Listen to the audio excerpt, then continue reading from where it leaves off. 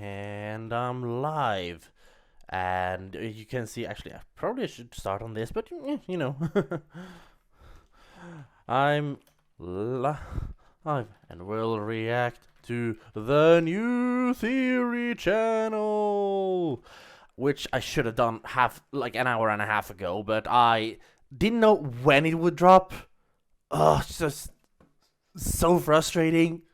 I first I thought it would be at 4 p.m. my time, 10 p.m. Eastern US time, because that's roughly when, between then and between 4 and 5 p.m. my time has been the time when they've updated the banners for all the channels, when the theorists have updated the banners for all the channels. And so in the wake of waiting for a new channel, it's been like, okay, that's I don't have a clock on my arm, but that's the time when I need to be on the lookout to see, is anything going to drop? And like, it didn't, and I was like, well, they usually, and then I was like, well, they usually drop important things very late. Like, we're talking, like, in my case, at 1 a.m. in the morning, which is like late afternoon, early evening in the US, a little bit depending on where you are. And because they've said that that's when they get some really good numbers with the algorithm. That's when they upload GT Live. That's when they stream, if they do that.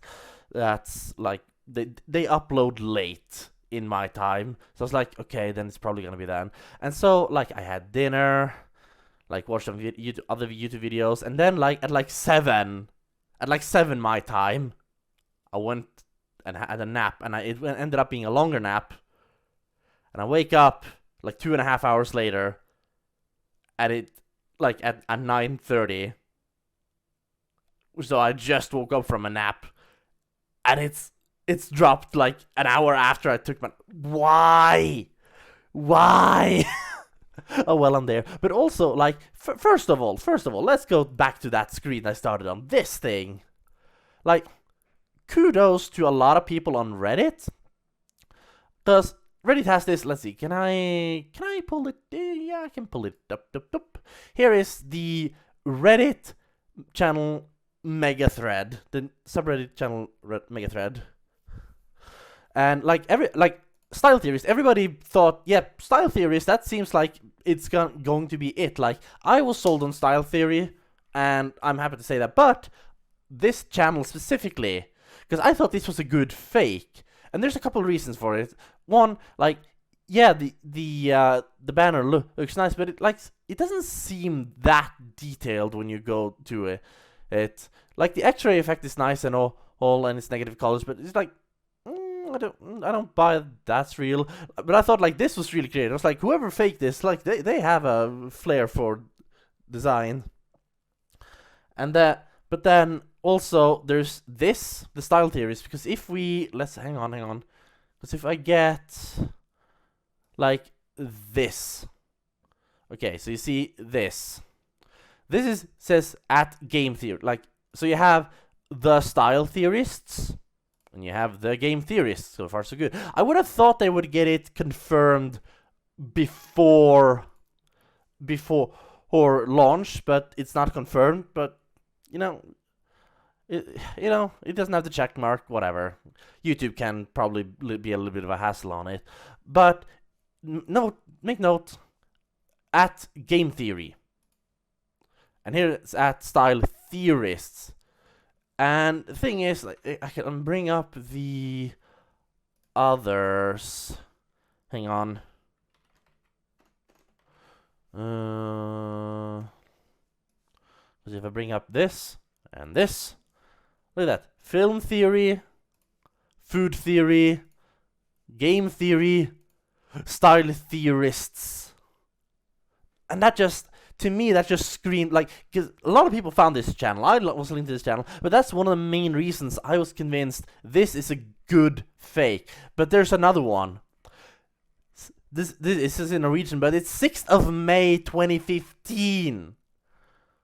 They've had, like, either they had to buy this channel to get the domain, or they had Also, 170,000. This is going up by the second, I tell you. Because when I subbed, it was like 133,000. Now it's and that was just 15 minutes ago. But yeah, like, it's less than I thought it would be, but it's like still, he got over 100,000 subs, like almost 200,000 subs in, like, it's gonna be 2 hours soon, and he's gonna be, yeah, but yeah, a channel from 2015, like, here, so what I think must have happened is that they needed to make sure that, oh, what am I saying? Words escape me. Again, I just woke up from a nap and I'm like, it dropped! Ah! But what I think happened is that this channel domain was taken, and they were like, oh, we need it, and they found the channel that had it was old, and they were like, oh, we'll buy it from you, and it was bought, and that's that, and that's why it's so old. Because I doubt that they established a channel in 2015 with this express purpose. Like, I mean, the Food Theorist was made first, and it was made in 2020, the year it was launched. So, like, this is a bit of a special case, if you ask me. And I think I was right to be skeptical about this being real, but also, like, egg on my face, except not because Gaston ate every single one of them. But yeah, like, egg on my face. That's, like, totally, like, I was on this mega thread and was, like, yeah, I posted an apology to people, but, like, if I find an example here, yeah, so, like, hopes this channel been subbing for weeks now, just stuck with it when the 5-letter word was hinted subs were under 30, and that's an OG then. I said, cringe, a true OG would have subbed in 2015 when the channel was created. It gives it away as a likely fake channel. I could be wrong, but I'm not buying it. So, yeah, I was wrong. Sorry, John Curator. That's, actually, I will, well,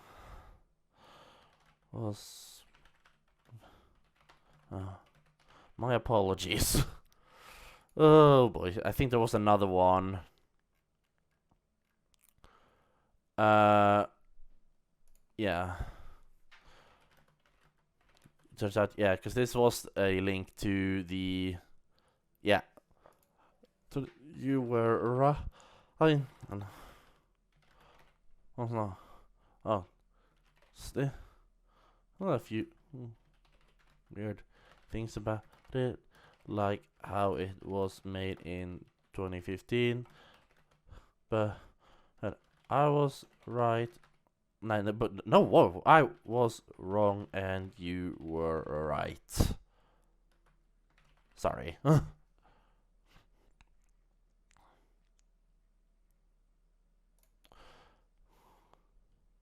Yeah, so that I think those were the two, but yeah, that's just like, I hate being wrong, but, like, I was objectively wrong here. I was objectively wrong. I'm sure that MatPat's gonna be out to, like, give an explanation for why was it made in 2015. Why is it not at Style Theory, like with these others? Like, that is Theory instead of Theorists. Like, those little details, but otherwise, yeah. And also, while I did say it didn't, like, I said the banner didn't look as detailed as some of the others, and I stand by that, but it's not bad. Like, me and a other user on Discord were like, we were discussing it, and we're like, we think it's fake, but it's a good fake. This guy should be hired for Team Theorist. Turns out they already worked it. They don't need to be hired. Oh boy. This is all. Oh boy.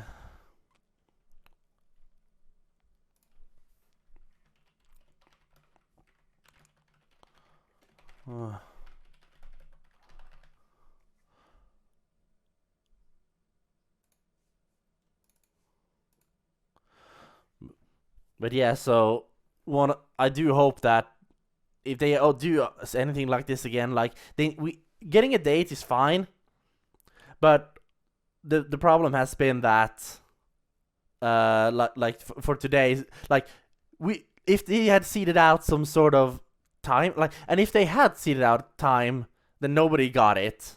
Absolutely nobody got it. But I do hope that like if they do anything, any other big revelations for other things, that they give us a time so that I don't need to like go and have a nap at the worst possible moment, and like we can all just agree that, okay, that's when it happened. Like, you don't need to drop it like a week before, but maybe like 2 or 3 days before it can be seeded out in some sort of clue that people can decipher. And it's like, okay, so 8 p.m. for that time zone, or like whatever.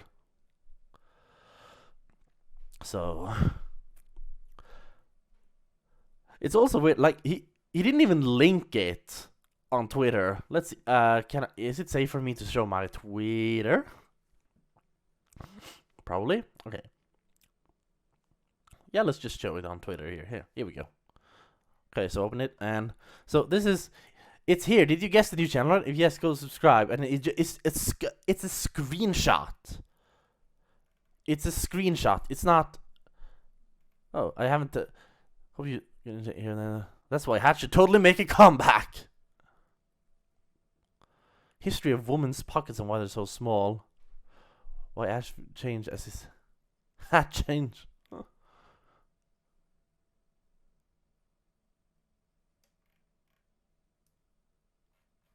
Well, but anyway, yeah. There's no link here. So like, as far as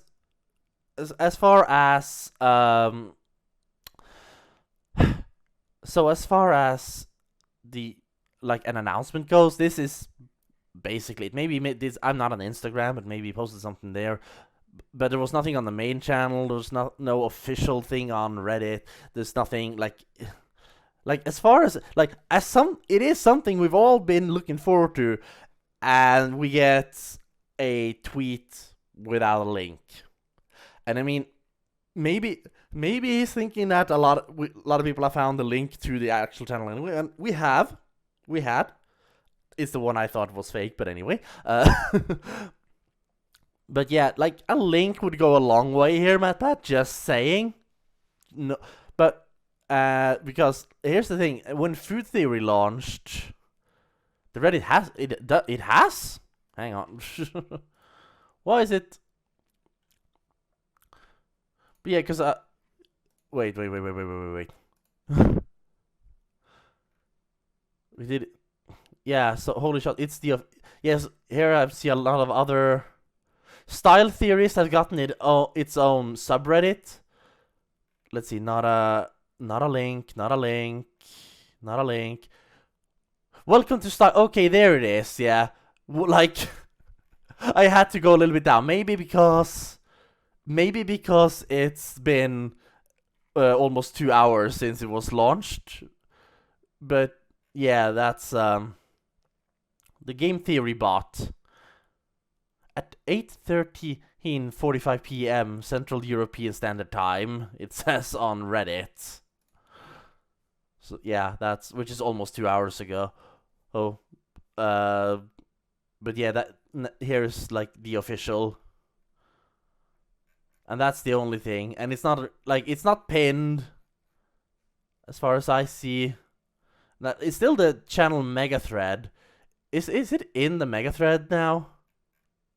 No, it's not in the mega thread. The mega thread, as I suspect, it still just goes to here, which I, yeah. But yeah, so like no link here, and there is one post on Reddit, so I'll give you that. Oh, you told it to pin and it didn't. Ah, bugger. But yeah, and like I've already said this. I'll probably actually cut this and like make this a video about why I thought this channel was fake. Because again, there's like film theory, food theory, game theory, style theorists. Also, and that it was made May 2015. Like I said this before. I'm guessing they had to buy the domain and all that. But also, again, this just doesn't make sense. like as a branding thing, I would think they wanted to have the same thing going through like all the channels, but affiliated subreddit that has a style theory. Yeah, sidebar thing. The sidebar have affiliated subreddits. It has style theory there. If I go to the game theory subreddit, well, what? Hang on, just go to post. It tends to be there. There, style theorist. We have that, so that's nothing to worry about. But yeah, so I've just like I'm doing a little bit of a preamble here. I still, so like for the reasons that I'll probably be cutting up this opening bit and making the video about why I thought it was wrong. But like honestly, like egg on my face for not believing it, and just jumped up by 30,000 subs by me changing to the video tab. Is there anything there? No shorts. Oh, there is a short already. Makes sense actually. And all the videos have been seen 5.2 and 5.3 thousand times. So we're early, which is fair enough. Like there's almost 200,000 subs and 5,000 views per video, which that's 35,000 views on all the videos combined, if we include the short. So that's a disparity. Like people are subbing but not watching. Not sure what that says. But yeah, like there are many reasons why I thought this was fake, and I still stand by them. But it's real, and so I was wrong, and that's the important part. But now, the time has actually come to, let's see, I need to take that away. But yeah, now the time has actually come to watch these things, because like I'm not a big like. Can you tell that I'm not a man of fashion? But like it's theorists. Like they do a lot of food theories and film theories that has to do with very American things or films that I haven't watched. Like food theory, especially. They did the Waffle House thing. They have a new host, and I was like, what is this? I think I've heard of Waffle House, but what is this thing? I had no idea that Waffle House was known for the violence most of all, basically. And like Waffle House called American culture, it just went way over my head at so many times, but still a fascinating theory. And so like even though I'm not a fashionable person, I think like it's general enough that I will recognize what he's talking about, unless he goes very much into like the American culture of it, in which case it's like, oh yeah, I don't know what you're talking about. And also he's talking about Hulk's pants. And I'm not, like, I'm one of those people that never had the chance to properly get into, I never had the time or the chance to properly get into the MCU. But I'm still gonna watch it. Because, like, it is a joke, about, like, an ongoing joke about, like, oh yeah, everything rips off him except his pants, because, so we can't have his pants come off in the movies. But yeah. Okay. Enough stalling. So there's 5 main theories, and then I'll watch the short last. Also, this one, hot or not, I was part of the survey for a while ago, where they did like all these weird things with the face. There were all these like small but very significant things about the face, like the eyes were weird. There was a mouth that was weird. Like you see it on this one. There's like something weird with the right one compared to the left one. They're both a bit weird. It's MathPad after all, but you know. And like I was like, okay, that was a while ago, so wasn't it like, I think maybe it was like November or December before we really knew there was a new channel coming. And so at the time I didn't think it was for a new channel. I thought maybe it had to do with some Valentine's thing for maybe game theory, because I think there was like a game that had to do with like weird faces and all that. But yeah, it's a style theory, and it's about the style of your face. So, good going. Well, here goes. Welcome to Style Theorists. Also, I didn't read the info. Let's see. Hello, Internet. Welcome to Style Theory, where beauty is a science. Suit up and come along as we answer fashion's most important question. Is your makeup poisonous? Probably. Could a high heel actually kill someone? Well, if you step hard enough, any shoe will kill you, but, you know, the heel if you have like a spiked heel, that's a weapon. And how do the Polysapians even stay on? Our closet is full of theories, so prepare to explore the world of style, trends, and fashion in a whole new way.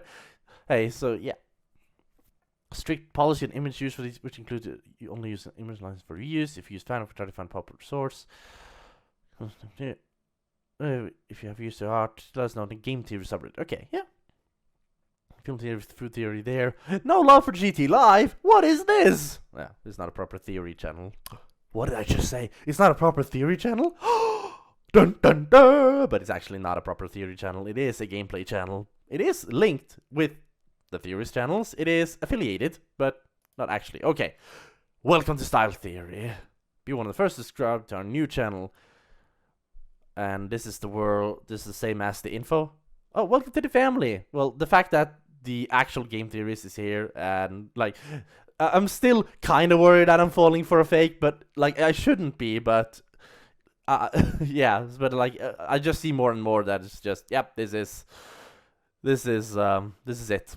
And I was wrong. It still hurts, but I was wrong. Hello, Internet. Welcome to Style Theory, where we believe that beauty is a science. You ever wonder if you could use your high heels as a weapon? The female fantasy armor would be useful in any way? No. Are actually doing any good for the world, or if washing your Oh. legs in the shower really is necessary? Because let's be honest, soap's just dripping down over them anyway. Well, if any of those questions have ever crossed your mind, you, my friend, That one is interesting. I'm looking forward to that. so let us smash that subscribe Oh. button to join our community of 36 million theorists strong. All of us united in overthinking our favorite. I kind of hate how they keep saying, like, referring to the total amount across the channel, like it's different, like everybody's different, because I'm subscribed now to all 4 theory channels and GT Live. Do I count as 5 people in that? Because that's wrong. So, like, in total, like, I would believe they have over 20 million, like, individuals subscribed along across all of them, but not, like, not every subscription is a different person. Even though not everybody subscribes to all the channels, yeah. But also, are they gonna keep it white? Be a smarter, more confident consumer as we expose all the conspiracies in the fashion world. From the poison makeup sitting in your drawer, to the TikTok filters tricking you to lower self-esteem, to the reason your pants pockets are too small. How's anime affecting fashion? Why do these pants make my butt look big? What are Me. you wearing for your skin tone, and why are modern laundry machines making your clothes dirtier than they've ever been before? We're answering Now that one I'm interested in. and more as we break down beauty myths and scientifically test the hacks that'll save you time and money, all while going deeper into international style history across the globe. So go on, become a style theorist. Subscribe to the channel and pick yourself an episode because let's be honest, the best way to look is smart. At this, I wish YouTube let you choose between the ones that are on Because let's here, like, but you can only have one, or you can have 2, maybe, I believe. Yeah, you can have 2, but yeah, no, I don't know how this works actually. I've never used them. I should probably try. But okay, onwards to the theory the first, style theory the first, the great pocket conspiracy. Have you ever wondered why your pockets are so small, loyal theorist? If not, then you're probably a dude. Fair enough, fair enough. I surrender. I'm a dude. You see, women's pockets are notoriously known for being tiny and useless. Heard of that? Also, skirts don't have pockets unless you have some very special skirts, apparently. And that's the biggest one. Like, why can't they have pockets? Why are they so small? This conspiracy goes deep, so watch to find out what killed women's pockets. The theorist. Okay. Well, it's stylistic. I'll give it that.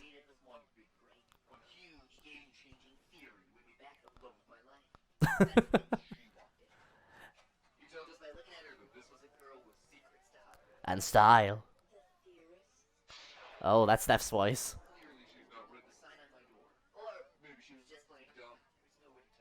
Dun dun. I mean, you're just kind of staring at me, muttering at your Sorry, I got caught up in that. Yeah, that's a go. For a theory. There's been a murder, and I need you to solve it. Great. We talking solid, demonic, animatronic? Style. Oh. They murdered style. Style is of purloined pockets. The channel that serves you beauty and brains. If you're here, then congrats. That seems like it should be on Food Theory, just saying. Congratulations, you are part of history. You are one of the first people to not only see this episode, but also the final. Yeah, first, part of the first 5,000 to what? Like, these are probably not updated properly. Like, I can see a case for YouTube just being a bit of a butthole here and not updating properly. Is it updated more? No, 0.5. No, they've gone up slightly. Are people just not watching? I don't know. Channel to complete the great Furious Wheel, game, film, food, and now style. Four kingdoms living together in harmony like Avatar. You know what's even cooler than watching a single video though? Being one of the first to subscribe to that new Did that? channel. Claim it because then you can say you've been here since day one. Also later down the Been here since day one. If I hadn't had a nap at the worst possible moment, I would have been like at least among the first 100,000, if not like first like 50,000 or something. Like I would have been early top 10,000, like something. It doesn't matter. It absolutely doesn't matter. But I wanted to be here when it launched, and I took a nap because we didn't know the exact time. Maybe there was a hint somewhere about the exact time, but I missed it. When it wasn't at the time I thought it was, I was like, okay, it's gonna be much later then probably, and then it wasn't that much later. But I mean, They're doing me a favor. Run a quick poll. Hit the like button if you've never had to think about the size of your. I never hit the like If you button. just hit that like button, then you are a lucky person, and also probably a dude. You see, when I first pitched the idea of dedicating our next channel to style and fashion, all the female members of Team Fierce jumped up and insisted that we do an episode about women's pockets. I believe that. Women's pockets are not only smaller than men's, but are in fact so small that they've become completely useless. At the time, I didn't really get what the big deal was. So loyal theorists, now that I've done the research, I can Then he tell you tried to this wear some. goes I deep, bet. unlike women's pockets. You see, the systemic murder of women's pockets is simultaneously a mystery and a cover-up. A conspiracy to hide the truth behind flashy trends and pretty faces. All while the big guys in their shadowy rooms with their even bigger pockets, figurative pockets this size, hold strings behind runway curtains. So who Puns. stands to win big when women are losing precious inches of personal storage freedom? I don't know. To break down our suspects, we need to understand where this pocket problem first started. The first record of anything related to a pocket dates back to Otzi, also known as the Iceman, Europe's oldest natural mummy from around. Oh, him. Oh, right, I remember now. His body was found preserved wearing a belt with an attached pouch, making him one of, if not the oldest example of what I personally call the oldie fanny pack. And while Otzi was the first, he definitely wasn't the last. This type of belt pouch combo was typical for centuries around the world. In Japan, you saw pouches attached to sashes around the waist. It's not really pockets, but you know, same function. Tie-on pockets. Even in the New World, decorative bags were very common amongst the indigenous Americans. And boy, did these babies hold a lot. And beside their cargo pants, you can't hold a candle to the amount of candles I'm stuffing into these bad boys. Because of how functional they were, these tie-on bags were worn by both men and women at the time. There was just one problem. Loosely tied hanging bags make it way too easy for pickpockets to run away with all your belongings. In fact, the Old Bailey Makes sense. database, which tracks old London crimes, has an absolutely staggering 113 pages of search results for just pickpocketing alone. And mind you, these are the people who were caught. Have to leave the house, pack their pockets, and prepare for crime. Clearly, there needed to be a better solution. Oh, that's an Ashley What's reference. the answer to all this petty pocket thievery? Inside pockets. Pockets started to migrate into and under your clothing. And this, loyal theorists, is where the great pocket divide begins. Depending on your source, Okay. the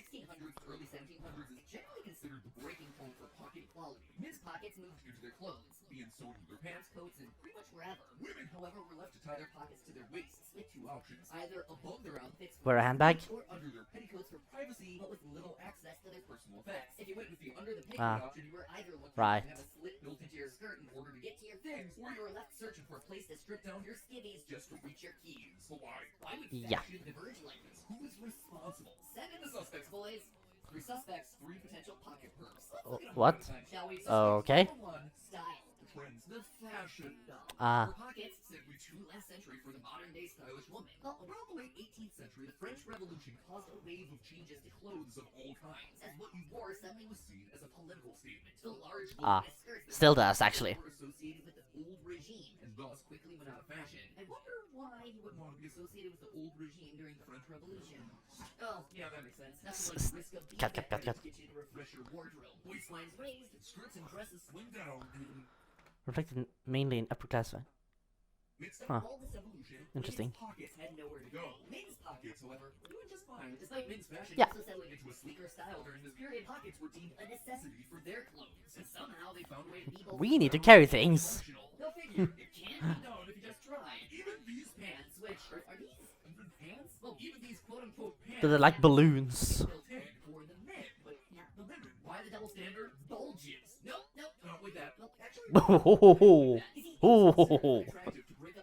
Is this channel supposed to be family friendly? Because Clean lines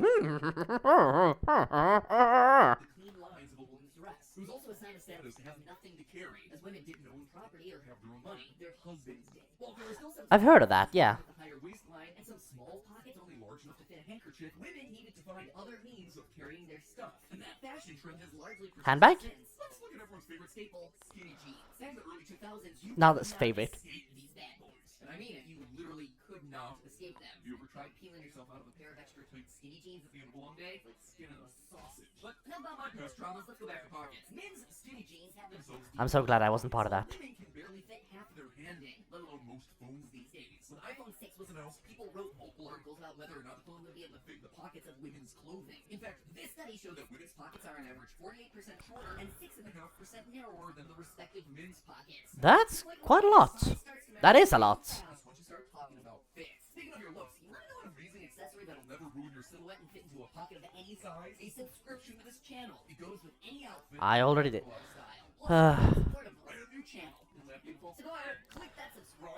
I hate that he puts it like in like that.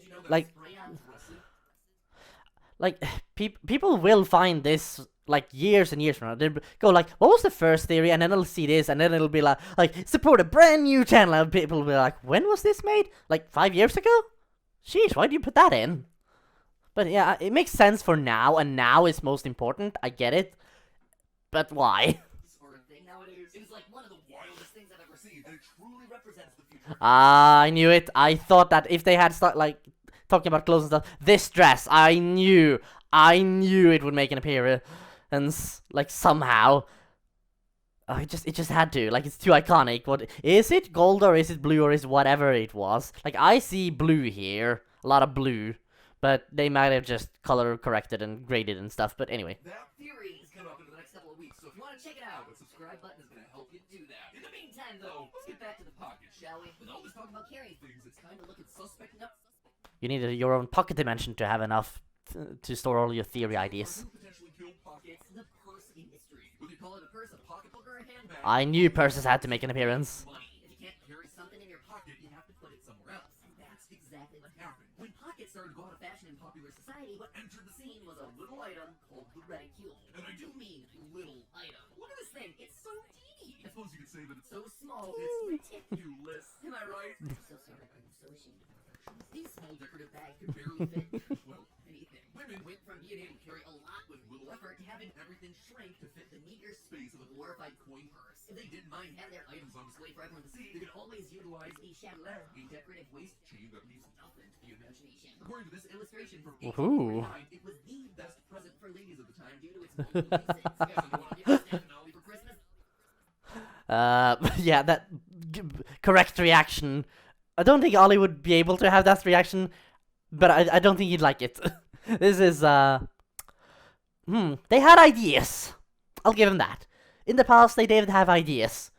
Not necessarily good ones, but they had ideas. From their first big introduction, bags only became more and more of a mainstay in a woman's wardrobe. Fashion houses quickly took to the idea, with Louis Vuitton giving bags structure, size, and more durability. This new handbag spoke to a need in the market, a need for independence that had been lost when the large pockets of the past first disappeared. But with new options and a whole new market opened up, you needed pockets. Now we could get a woman to pay for an outfit and the accompanying bag to hold her things. Sure, it was a necessity. Okay, make sure. Also Makes a sense. fashion statement and a symbol of status. The style, brand name, and size of the bag would tell someone everything you wanted them to know about you. Remember the reticule? It was decorative, fancy. It was designed to show off. You weren't working class, lugging around a bunch of heavy things. You had like a Tic Tac in there or something. You didn't need to get your hands dirty. Yeah. A bag meant that Oh. you were someone of value. But once everyone has themselves a bag, how do you differentiate yourself? Well, with bigger brands. Have the fancier bag. In 2021, the global handbag market's valued at $49 billion and growing. People now buy That's a lot of money. investment pieces, choosing to invest their money in the handbag stock market over Wall Street. I'm not even joking about that. Why invest in GameStop and even have yourself Oh. a $1.9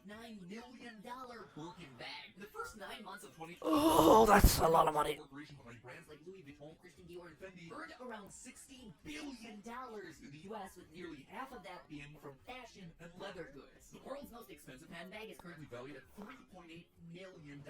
We are talking about some Scrooge McDuckian levels of money, all wrapped up in a fancy designer. But he would never pay that much for a handbag. He wouldn't have, like, if he needed a handbag, he would make it himself from scrap, because that's the kind of Scrooge he is. If that ain't motive to keep Lincoln's pocket shallow, I don't know what is. And since we're on the top of the motive, it's time to reveal suspect number 3, the man, the Brojack Horseman of the world. Now, before anyone starts Guilty. down in the comments, this isn't coming from me. This is coming from historical documentation written by people far smarter than me. You see, it's hard to talk about pockets without also mentioning our favorite frenemy, politics. It's always there, lurking in the background like some kind of certified creeper. And politics is everywhere when it comes to fashion. Let's lay out the case, shall we? If we rewind back to the late 18th century, when style was shifted to slim silhouettes, politics was there whispering in its ear. If women had the space to carry so much, what else could they carry? Money, secrets, independence? Guns? That's not an exaggeration here either. Criminal reports from this era listed women using their pockets to do everything from shoplifting to stealing neighborhood ducks to plotting the assassination. Excuse me, ducks? How big were those like, if you can fit a duck, if you can fit a live duck, or multiple ducks in your pocket, your pockets are too big. I don't care if you're a man or a woman, your pocket's too big. Don't go around stuffing ducks in your pockets, okay? Just do not.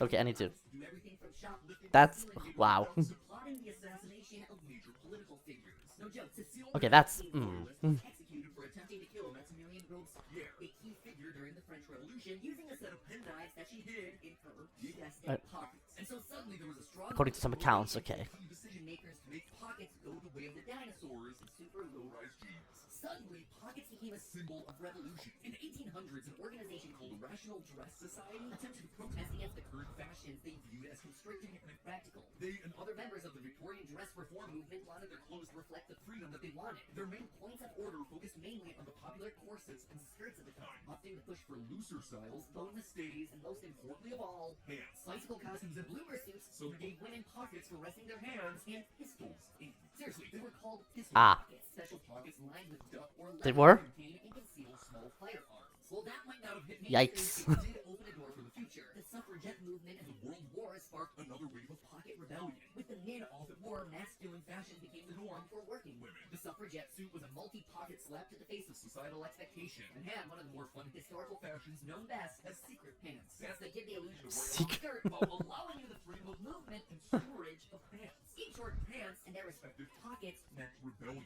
And politics, nothing is scarier than something that's Oh boy. old. But when the wars were over, women were expected to fall back and hand over their pants and pockets to their husbands. Except they suddenly realized how fun and nice and useful all of those things were. So there you have it, my friends, three suspects. And as we would have figured out, the murder of pockets wasn't just a one-man job. It was a group effort. All three forces working together to do the deed. So after almost 200 years of pocket wars, where do we stand? Fake and shallow pockets still plague women's clothing. Is it inevitable that pockets remain a luxury just for men? Well, it doesn't have to be that way. Honestly, it's up to you, the buyer. Your money is what's going to shape the future of pockets. Capitalism, am I right? Much like the suffragettes with their suits, modern women's fashion is working to take back pockets, with smaller fashion brands taking a stand and inserting portable personal storage into their outfits. Having pockets has now become a...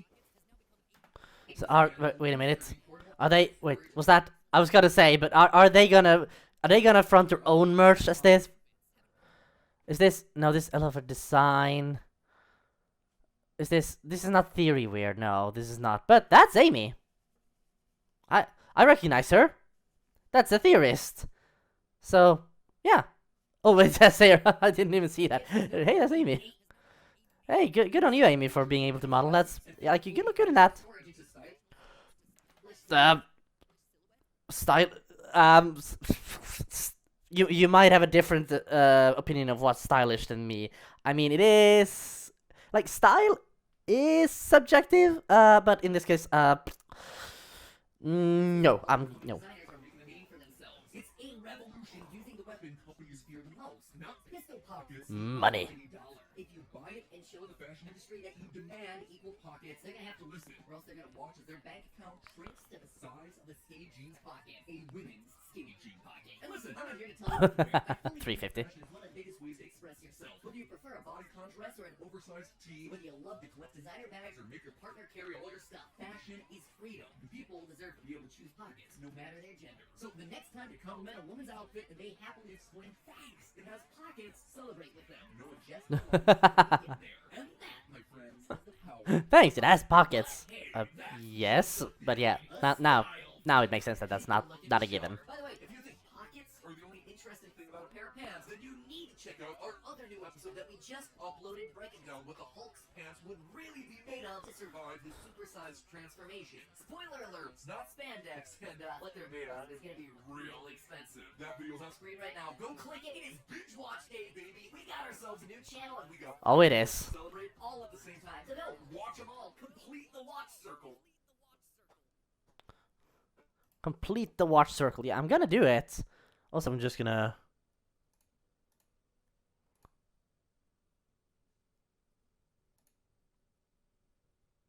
There's just something's happening. Huh. Just need to check. No, nothing.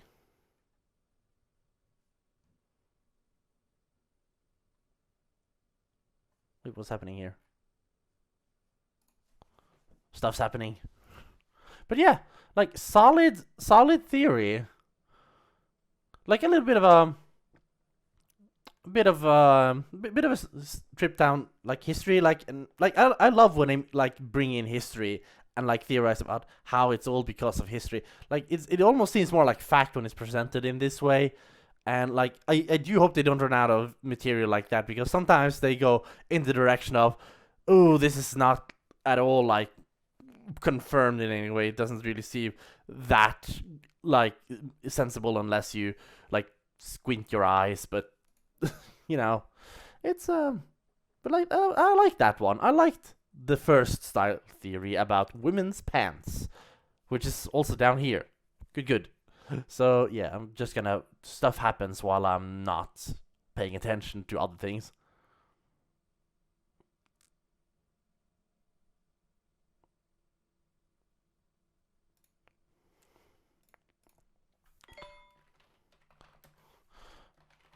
Just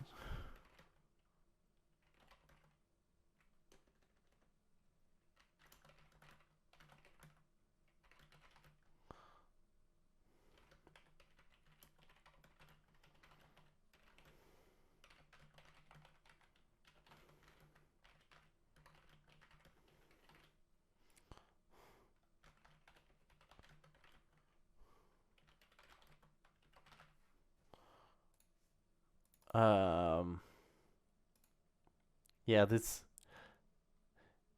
yeah, Amy is on Twitter and has actually linked style theory, and yes, it's linked, and it goes to the one I'm watching right now. So good on you, Amy. I like that you actually link it. Amy, the one we saw in the picture in the theory towards the end of the theory. That's nice.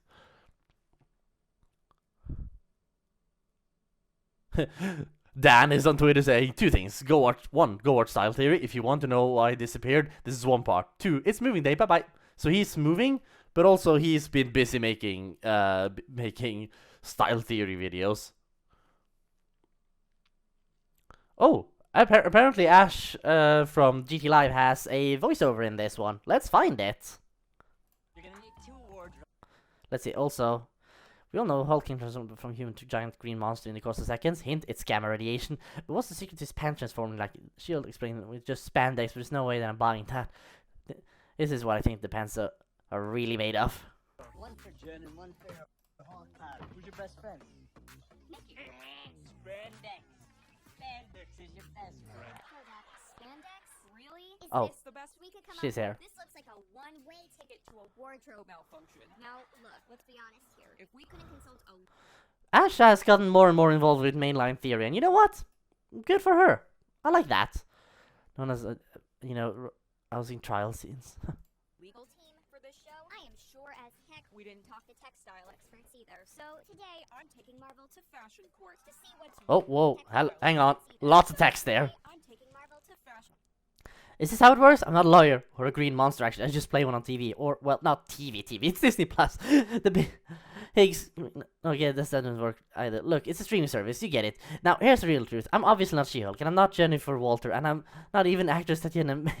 Really, I'm just a reclusive video editor typing in text that doesn't matter as a cute Easter egg. I could have recreated a real-to-life court summons document, but this seemed like more fun. And now we've gone totally meta. Hey, Ash Rock has the voice of Jen, huh? They're just a ball of sunshine and talent. Since you're still reading, you should check out a show with great courtroom scenes, and yes, the writer actually did legal research. Better Call Saul. Great stuff. Alright, let's finish this with a fake scribbly signature at the bottom.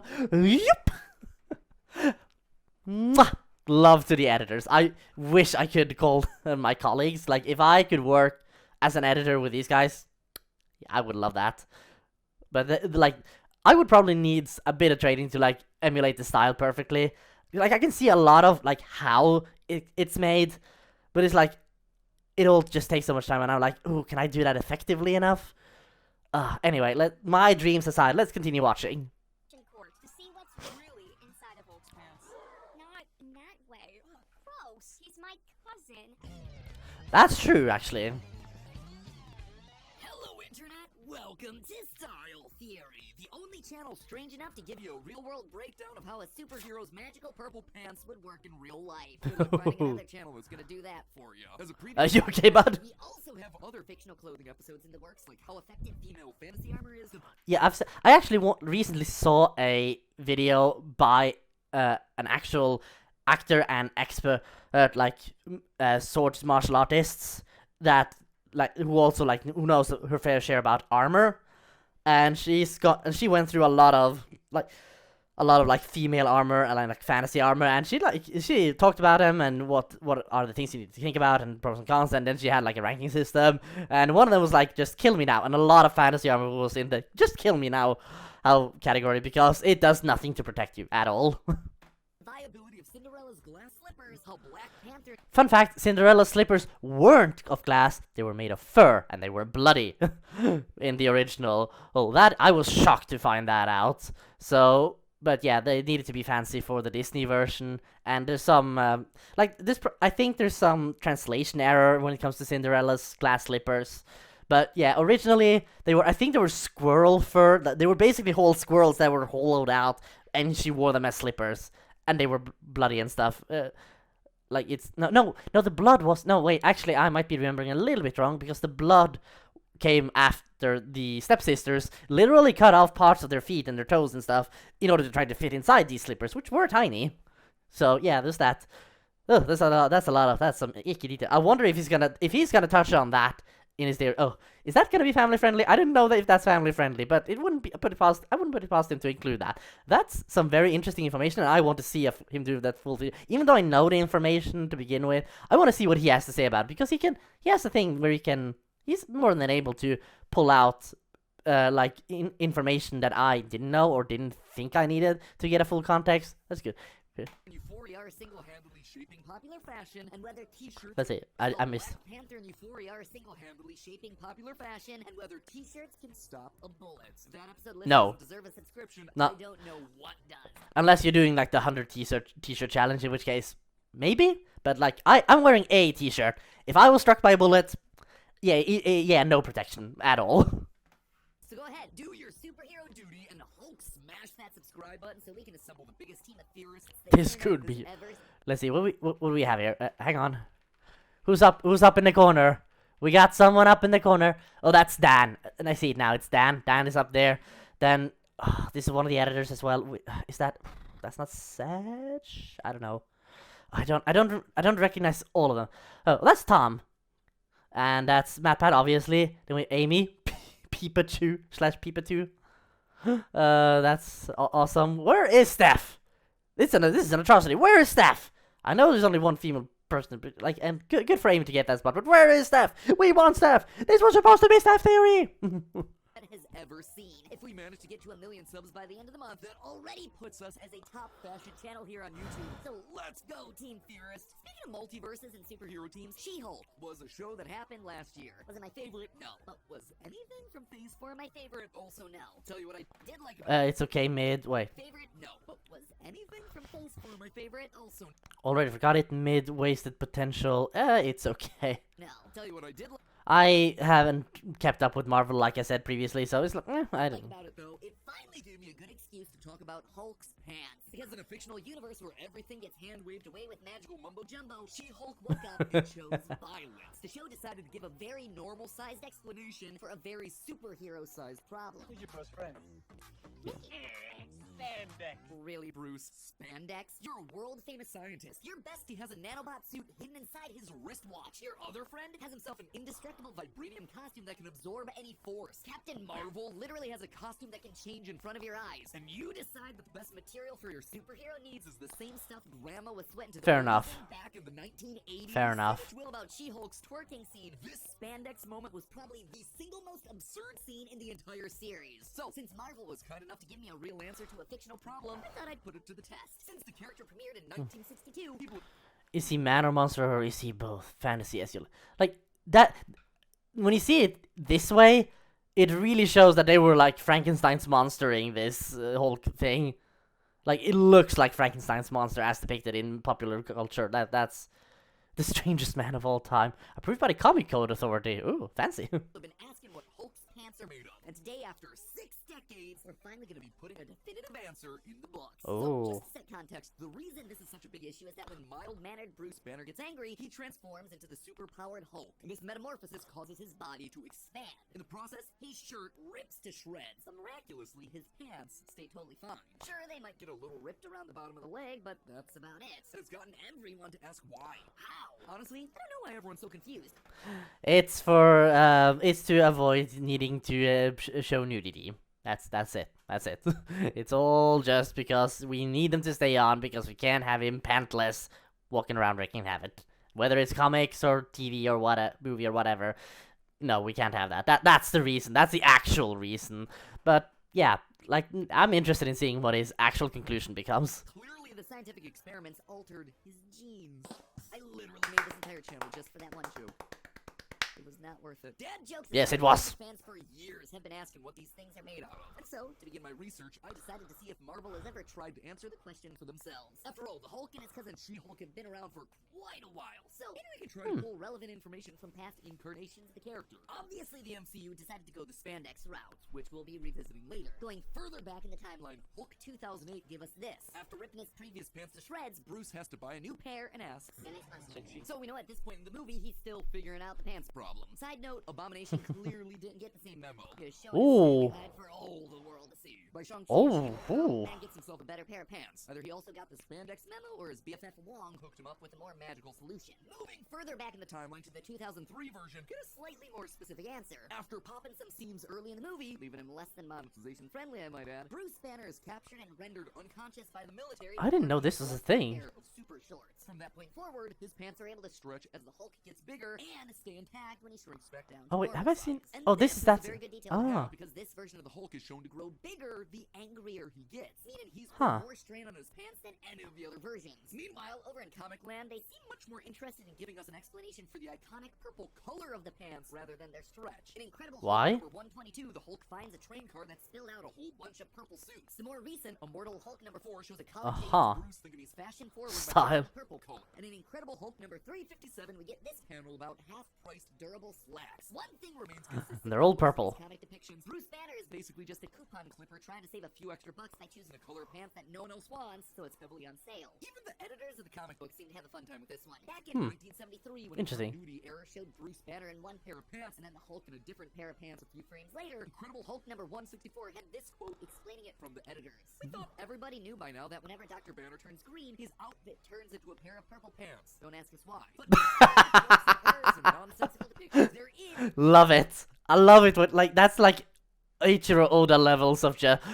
Well, this is clearly just how it works in this universe. Don't question it. I am the creator. Like One Piece has a lot of that, but like when Marvel can do it, like mwah, love it. Love it. I love it. Cheapo is purple apro. Is one big answer found in the comics, and And that came from the man himself, Mr. Stan Lee, back during a 2011 interview with Vanity Fair. In the interview, they ask Stan whether he ever tried to make sense of the Hulk's magical purple pants, and he responds with, quote, "I just figured that Bruce Banner had probably been a friend of Reed Richards, Mr. Fantastic from the Fantastic Four, and Reed had just given him some elastic trousers. There's an explanation for everything, but you may not be technically advanced enough to follow me on all this. Oh, believe me, Mr. Lee, it is my job to be technically advanced enough to follow you on all this. Oh, that's a big brain. Fantastic uses something called unstable molecules, which I actually talked about in a previous theory over on the sister channel. I haven't watched it because a lot of the theories that have to do with the MCU I do not watch because I just haven't watched the movies, so yeah.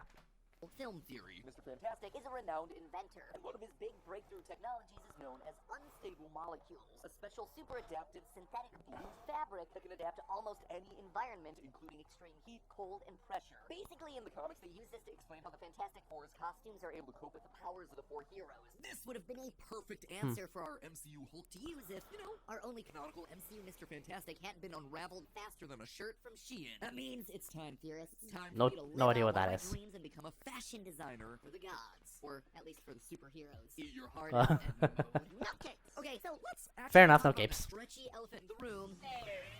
Sometimes referred to as lycra or elastane, spandex tends to be the umbrella term for stretchy fabrics that can withstand very high temperatures. Also, fun fact, Temperatures? you know why it's Oh. called spandex? Because it expands. It's an anagram. All you have to do is just rearrange Yeah. letters and you get spandex. Anyway, it was Oh, invented fair in enough. 1958 by a chemist named Joseph Shivers at the DuPont Shivers. Company, who you might know as the company behind another life-changing fabric, Kevlar. So I think they have themselves a handle on durable fabrics. At the time, girdles were a big thing in women's fashion. Never heard Oh, of them. hello. Basically, they're just a sausage wrap for your waist. Girdles were form-fitting garments that you wore on your lower torso under your clothes. Their primary purpose was shape and support. There was just one problem with them. At the time, these things were made out of rubber. And not only was rubber hot and uncomfortable, it also was needed for the troops over in World War II. Go figure, making more tires for Jeeps, but slightly more important than maintaining your slim waistline. So with Yeah, rubber on the way makes out, sense. there needed to be something to replace it with. Enter spandex. Stretchy, breathable, shapeable, and not helping to take down the Nazis. Once spandex hit the market, it started to be used in everything. Athletic wear, shapewear, shoes, even menswear. But while it was certainly durable enough for this army of spandex warriors in the 80s, dressing a Hulk is a tall and wide order. Can it hold up to Indeed. the strain of these two super-sized heroes in the 2020s? Let's find out. I don't know. When it comes to whether Yeah, or not spandex show can me. handle going from human to Hulk, size matters. Spandex can stretch about 500% its original size before breaking. So, Ooh, you know, that's a how lot. Our Hulks increase in size from their human form to their Hulk form. Let's start with She-Hulk, since she actually has an IRL human counterpart that we can take measurements from. Tatiana Maslany, star of She-Hulk, had a body double for when she transformed in the show. Her Hulk form was played by Malia Araya, who is 6'5" and shown in behind-the-scenes images to be wearing wedges for a little extra height during filming. So I think we're good to go with She-Hulk's Okay. comic measurements for her height, which is a not too crazy 6'7" or 2 meters. In an article for comicbook.com, Fair enough. Malia stated that she was By the way, I'm 6'4.5", so I'm almost that tall. I'm almost on the level of She-Hulk. So, I don't know why I felt the need to mention that, but I did. given a pair of size 14 women's pants to wear as She-Hulk. Now, I could do a whole episode on the problems with size consistency in clothes. but for Oh yeah, that's. Oh, please do that theory. I need that theory about size inconsistencies. I need it. I can never find like I am tall and fairly slim, and so like when I buy jeans, I either have to wear one that's so wide you can fit two of me in them, but they also go like it's like a skirt, like a veil, like a wedding veil, like just flowing along the floor beside me, and like my feet will not go all the way through unless I like scrunch it up. It's like way too long, or they're the perfect length, but they're so skinny I can't breathe. Like that's my problem, and like I can't find a consistent size. Like when at one point I find like one size that fit, and I was like, okay, this size at this store with this brand that works. And then I went back and bought another that was supposed to be exactly the same, and it was not. Why was it not? Why was it not? Why? The thing. Why can I not find pants so easily? Why does being tall mean that we're getting pants that fit is so difficult? Back to the Hulk theory. Sorry, that was me almost turning into the Hulk, but only almost, because the Hulk is not real. Or is he? Cue me turning green. Bah! No. we're just gonna take the average waist measurement for a pair of size 14 pants, which is between 33.5 and 35.5 inches. Since the Hulks are both on the thicker side, we're gonna go with a number of 35.5. Lots Now, of C's compare there. those to the approximate size of Maslany, who's reportedly 5'4" and with a waist of about 24 inches. That is a vertical increase in size of Okay. 23.4% and a horizontal increase of So 7.9%. spandex should The work? He's comfortably in the stretchy range for spandex. For the Hulk, though, Yeah. we're gonna have to do a bit more work. When we take He gets Hulk he gets a lot we bigger. start to see some inconsistencies. In the comics, You don't Hulk's say. supposed to be insanely different from one issue to the next. So we're just gonna stick with the MCU's Hulk since he's the one that started this whole mess. Mark Ruffalo is reportedly 5'8" Good call. inches with a 34-inch waist. Meanwhile, his Hulk is 8'2" with no reported waist measurements. That's not all that big of a problem. Since the one consistent thing about the Hulk Well, like sometimes he's shown as being like almost fat, but like MCU Hulk is more muscly, so like slimmer waist probably, I'd guess. is that through each iteration he keeps the same basic shape. All we need to do is find Oh. Hulk's measurements that we do Where do I have like?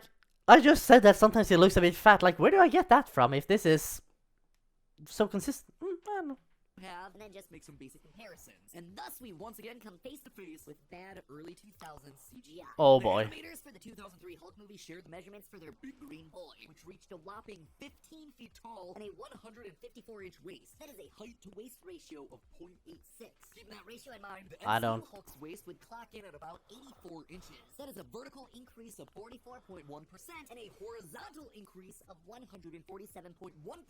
Wow, Okay. I judged Marvel a bit too harshly with this one. Both of these measurements fall well within the 500% elongation rate for spandex. I guess I should just take the L and rethink this whole Oh, he's not gonna take the L. We have almost half the video left. Oh, something. Sorry, need to respond to.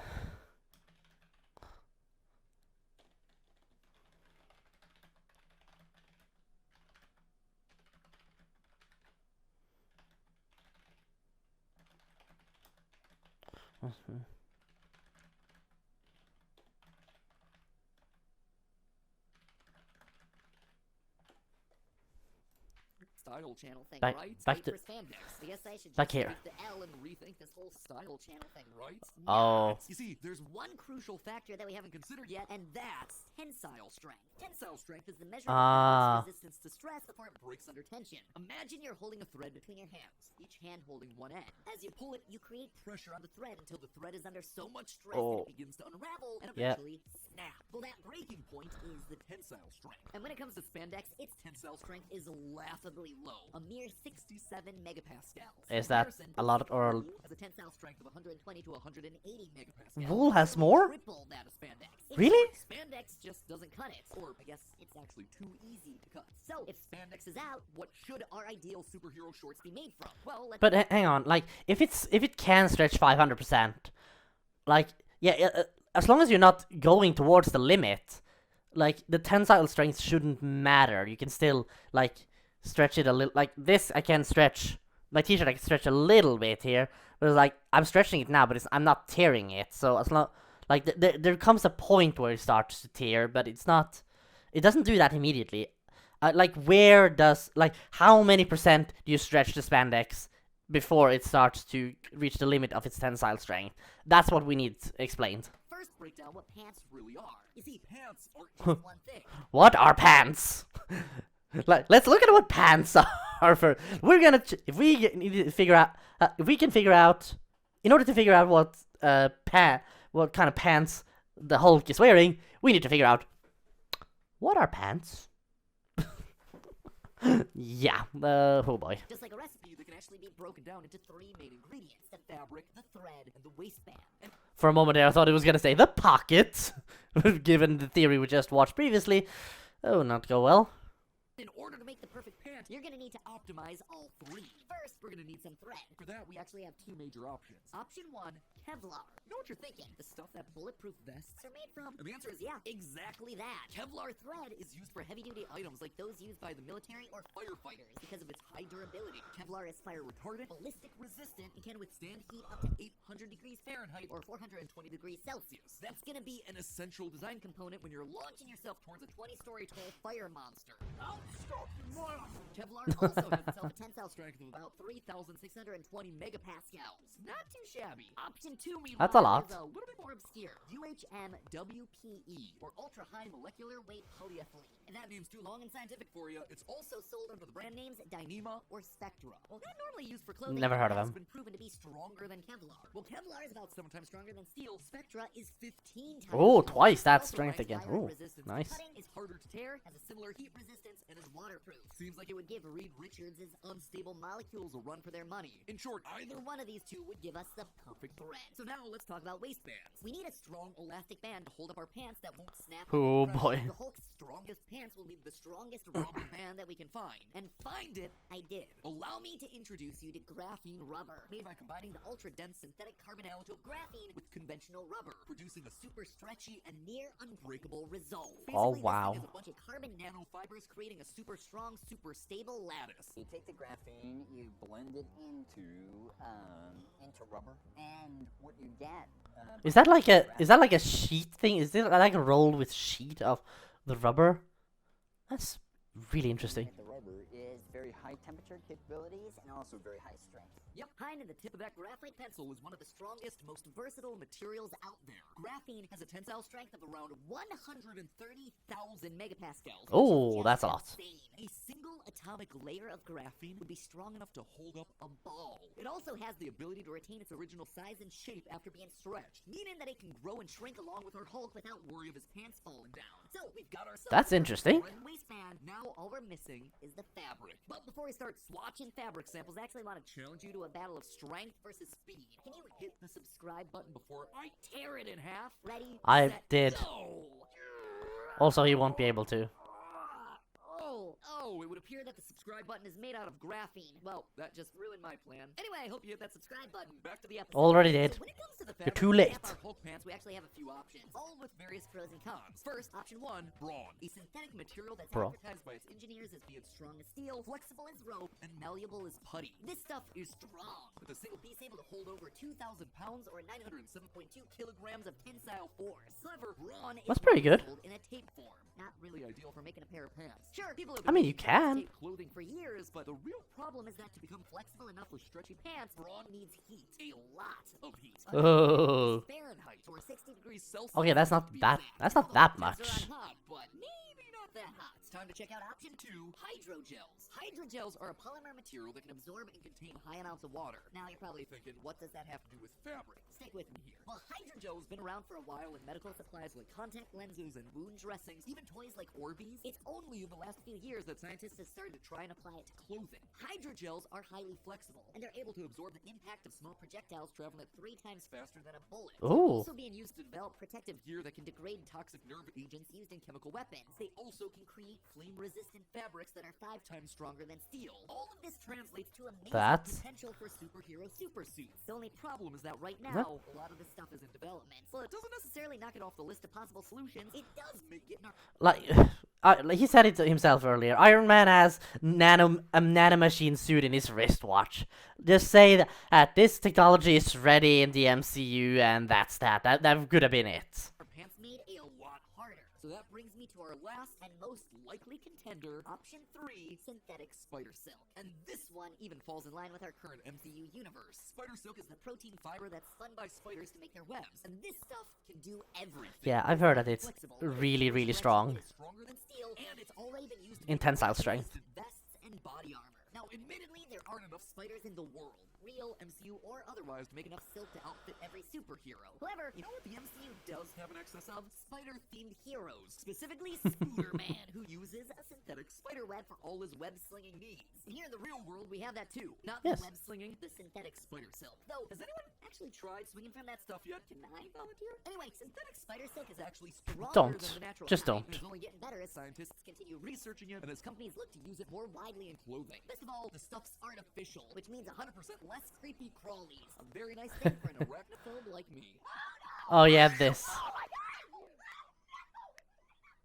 You know how in some households, there's like the one person who is brave enough to kill the spiders. In this house, None of. no one brave enough to kill the spiders. Yeah. There you have it. The perfect pair of superhero Oh, boy. shorts, Kevlar thread with a graphene waistband, and spider silk fabric. There's just one big problem with all those solutions: the cost. A lot of the materials that we use today are super expensive. Iron Man, Tony Stark. For instance, while the price has dropped in the last decade, we're still looking at about $1,000 per gram of graphene. And according to this waistband from Amazon, you'll need at least 13.6 grams, meaning the waistband alone is gonna run you at least $13,600.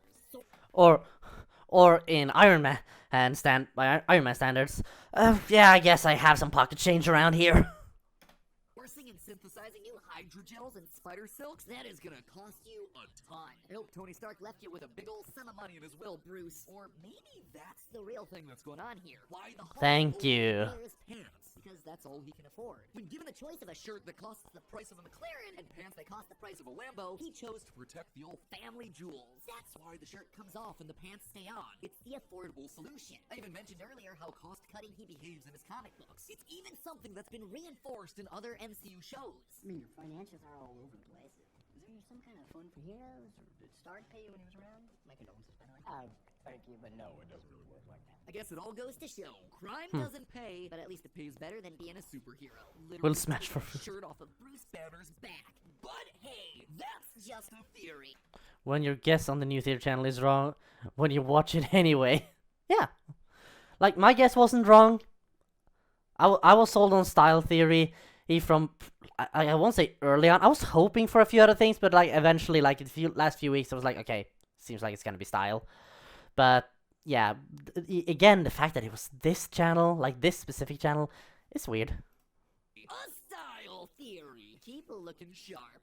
And superhero fashion is only the tip of the iceberg here during launch day, my friends. You ever wonder if your clothes could That's actually 25 minutes? Well, click here to watch our video on whether or not you can kill someone with your shoes. Certainly some information that might help you one day. What are you waiting for? Click on it. I'm done talking here. Nothing else is exciting here. Unless you click that subscribe button, that is. Then a whole lot of excitement's gonna happen here. So yeah, that's like, I think he glossed over the whole, like, I wish that this theory had I wish this theory did like how much can the spandex stretch before the tensile strength limit is reached, but like it's not it doesn't kill the theory, and the rest of it, like what is like the problem of what is the ideal set of pants for Hulk is still interesting. I just wish that was there, but yeah, I liked it. Now, let's see, we have that, and then we have that, and then, this one. I'm glad I'm watching this one last, because that one is that's gonna be an interesting one. But I need to get something to drink. So let's see. I'll first tease this one. You've heard the term killer heels, right? Like, these heels are killing my feet. But that got me thinking. Could a high heel actually be used as a weapon? Today we're slinging stilettos as we put the question to the test. But now, water. A big glass of water. Be right back. Kitchen's right here.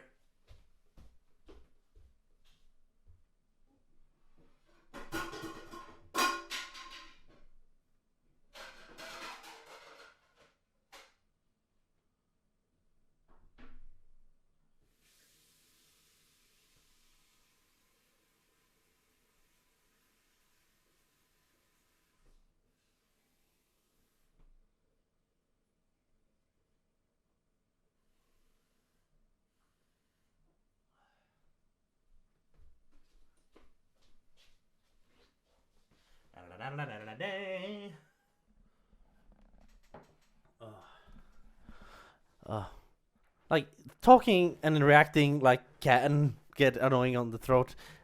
Like, on top of that, like I said before, I basically just woke up. So there's hang on. Let's see. Let's see. I need to. Can I just go back to, yeah, I can just do that. I want to see what's the top, like, does he have any pinned comments? Not in this one, and not in this one, but this one can choose killed, huh?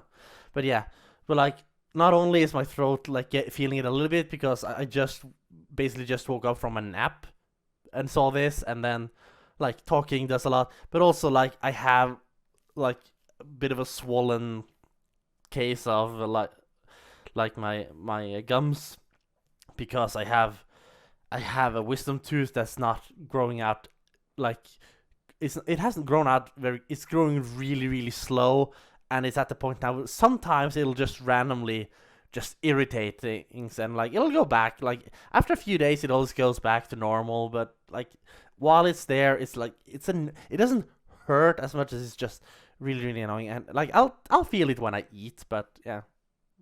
Anyway, 25 minutes, long theory. Let's look at killer shoes. Can you kill someone with a high heel? Oh, they can. They can. Hello, Internet! Ooh, Welcome to Style Theory. live action. We're putting the phrase killer heels to the test. We've all heard the phrase killer heels, right? It can mean anything from whoa. Are they gonna use ballistic shell? Oh, because he said he was like covered in blue goop. What's the blue goop part of the ballistic shell? Oh. Heels are killer, they look nice, to oh my gosh, these heels are literally killing my feet. I wanted to test out today whether they could actually kill. Can killer heels literally kill someone? Seems like a ridiculous Splat. question, right? But there's actually No. plenty of precedent for it. It's not We've all ridiculous. seen movies and television shows where the heroine suddenly out of options. So what she do? She reaches down and rips the shoe off her foot, and boom, she saves the day with a little help from her heel. In fact, it's such a popular Nice. idea that there are self-defense classes that focus purely on using your shoes as weapons. Today, these women are about to find out high heels aren't just high fashion. Stilettos, platforms, and pumps can make effective weapons if you know how to use them. And believe it or not, but the word I believe them. stiletto, those sharp, tall, pointy heels, yep, that's Italian for little knives. Which honestly is a Ooh. pretty accurate description. More often than not, inside That of would the little be pointed deadly. stem of solid steel or alloy. So, is it plausible? Is this all just movie fiction, or is shoe combat an actual viable strategy when you're in a life-threatening emergency? I I'm in a room that's literally ripped straight from Dexter, and right next to this guy right here, my dear friend, the human skull that's gonna be bloody and bruised by the time this episode is over. He is getting Oh, I hope so. upside the head. He's such a Mythbuster fanboy, very visibly, because yeah, this is something they would do. This is something they would do, and I love it. Good for you, Matt Bat. Live your dream. Left, right, and sideways with every shoe that we can find in our closets. But in order to do that, in order to start our experiment off right, I don't have enough heels. So I called in some of my friends who could help. Without any further ado, let's give a warm welcome. Me alone on set. To Stephanie and Amy, who are gonna help me solve this problem today. Woo. Weirdest game show! Stephanie, I'm sure most of you are familiar with. Amy, meanwhile, you popped in on a couple things at this point, so you should be familiar with her if you've watched GT Live or any Lurks and Cute stuff or I was gonna say, she's the original dancer at Chuck E. Cheese. Penny Penny, I think her name is actually, but the original. Helen Penny, respect the lore. Story started as a portrait, and then that was it. And I'm involved in children's animatronics. Every time! Everything goes to there. Every time. Before we get even more off track, it's time to remind you to subscribe to this channel so you don't Oh, that's a bad placement. got coming down the pipeline. That's an annoying placement. Yeah, how many t-shirts? Yeah. And you can have the answer We talked too. about that. Yeah, okay, so how Subscribe to many? the channel so you're notified when that video gets uploaded. Did I stall enough? Did you take the time to subscribe? Already did. Move on. It's time to get Move ready for on. our experiment. The plan was to test out a bunch of shoe styles to see how differently the various heels perform. Each one comes with a different weight and surface area, two variables that matter a lot when it comes to the potential force a shoe is able to deliver to the old noggin. Now, you've been watching the theory channels for a while, you've probably heard me talk a lot about force. Force is the push or pull exerted on an object as it interacts with another object. Fair And enough. it's calculated by multiplying mass times acceleration. F Yes, equals we've ma seen or that. FMA. Fumba! Honestly, as far as physics equations go, this one is pretty darn easy. The heavier the object is, or the higher its mass, and the harder it's gonna be to stop it. It has more force. So one thing we wanted to test out was whether a weightier shoe was better able to deliver skull-crushing damage. I would guess yes. The key difference was the surface area. Obviously, flat shoes are gonna have a larger area of impact. Blunt with a force? pointed heel, which means that any force they're hitting the skull with is being spread out, as opposed to hitting it at a small focused point. No, well, here's also the thing. Like, if you have a bigger surface area, chances are you also have a bigger shoe. The stiletto, not that much weight behind it, probably, but if you hit them right with that spike, I'm guessing it can actually penetrate. This is just my hypothesis, my style hypothesis. And yeah, so like that's. Let's see what happens. But how much of a difference are we talking about here? Is that really gonna be the maker or breaker of death itself? We were about to find out. In total, we plan to test out 5 different types of shoes, all of which were plucked directly out of Amy's closet. We thank her Oh. and pay her for her sacrifice. We wanted to run the gamut of footwear, so our shoe shelf included a pair of sandals, more for the emotional damage of getting hit with a sandal. I wear sandals in the summer, but you know, yeah, well, don't talk down on sandals. Also, must be so good to work for theorists at times. Sometimes very frustrating and stressful, but sometimes just the best. Then the physical damage, then some sneakers, a pair of wedges, by far our heaviest shoes of the day, a chunky heel, and finally, the Stiletto. So Oh far, yeah. busting out the ballistic dummy, we wanted to see what level of forces we were actually working with here. According to a study by Selko and Knight, a skull can fracture under a mere 73 newtons, which is kind of crazy. But a fracture won't necessarily kill you. Another study from Japan estimated that you need about 5,400 newtons to do a full-on Game of Thrones skull crush. That right there is a big range of numbers. That's a lot. Honestly, why we're just gonna test it for ourselves. For that, we sent Jason out to get a handy-dandy force meter to see exactly how much force we're exerting with each of these shoes. The plan was for each of us to take 3 swings to get some average force readings from 3 individuals with different sizes and arm strengths. But let's just say there was a bit of a learning curve on this one. Oh. No. Oh. It keeps glancing off. It really does. Somebody else take a flap with this thing. And flap we did. I have Flap, flap, flap, flap, flap, flap. I'm very ready. Dang it, it's ugly. Wow, little did we suspect that the true question that we'd be answering today is how difficult it is Oh dear. to large target with a shield. They should have tested that Boss had beforehand. certainly left the station. Before y'all write it all, let the person with actual rage in his soul take over. I like that this is a competition Oh. for who has the most rage. Stephanie, it was never a contest. Rage and engage. Not a chance. Classic physics experiment. Nothing? Really? No, man. So, if you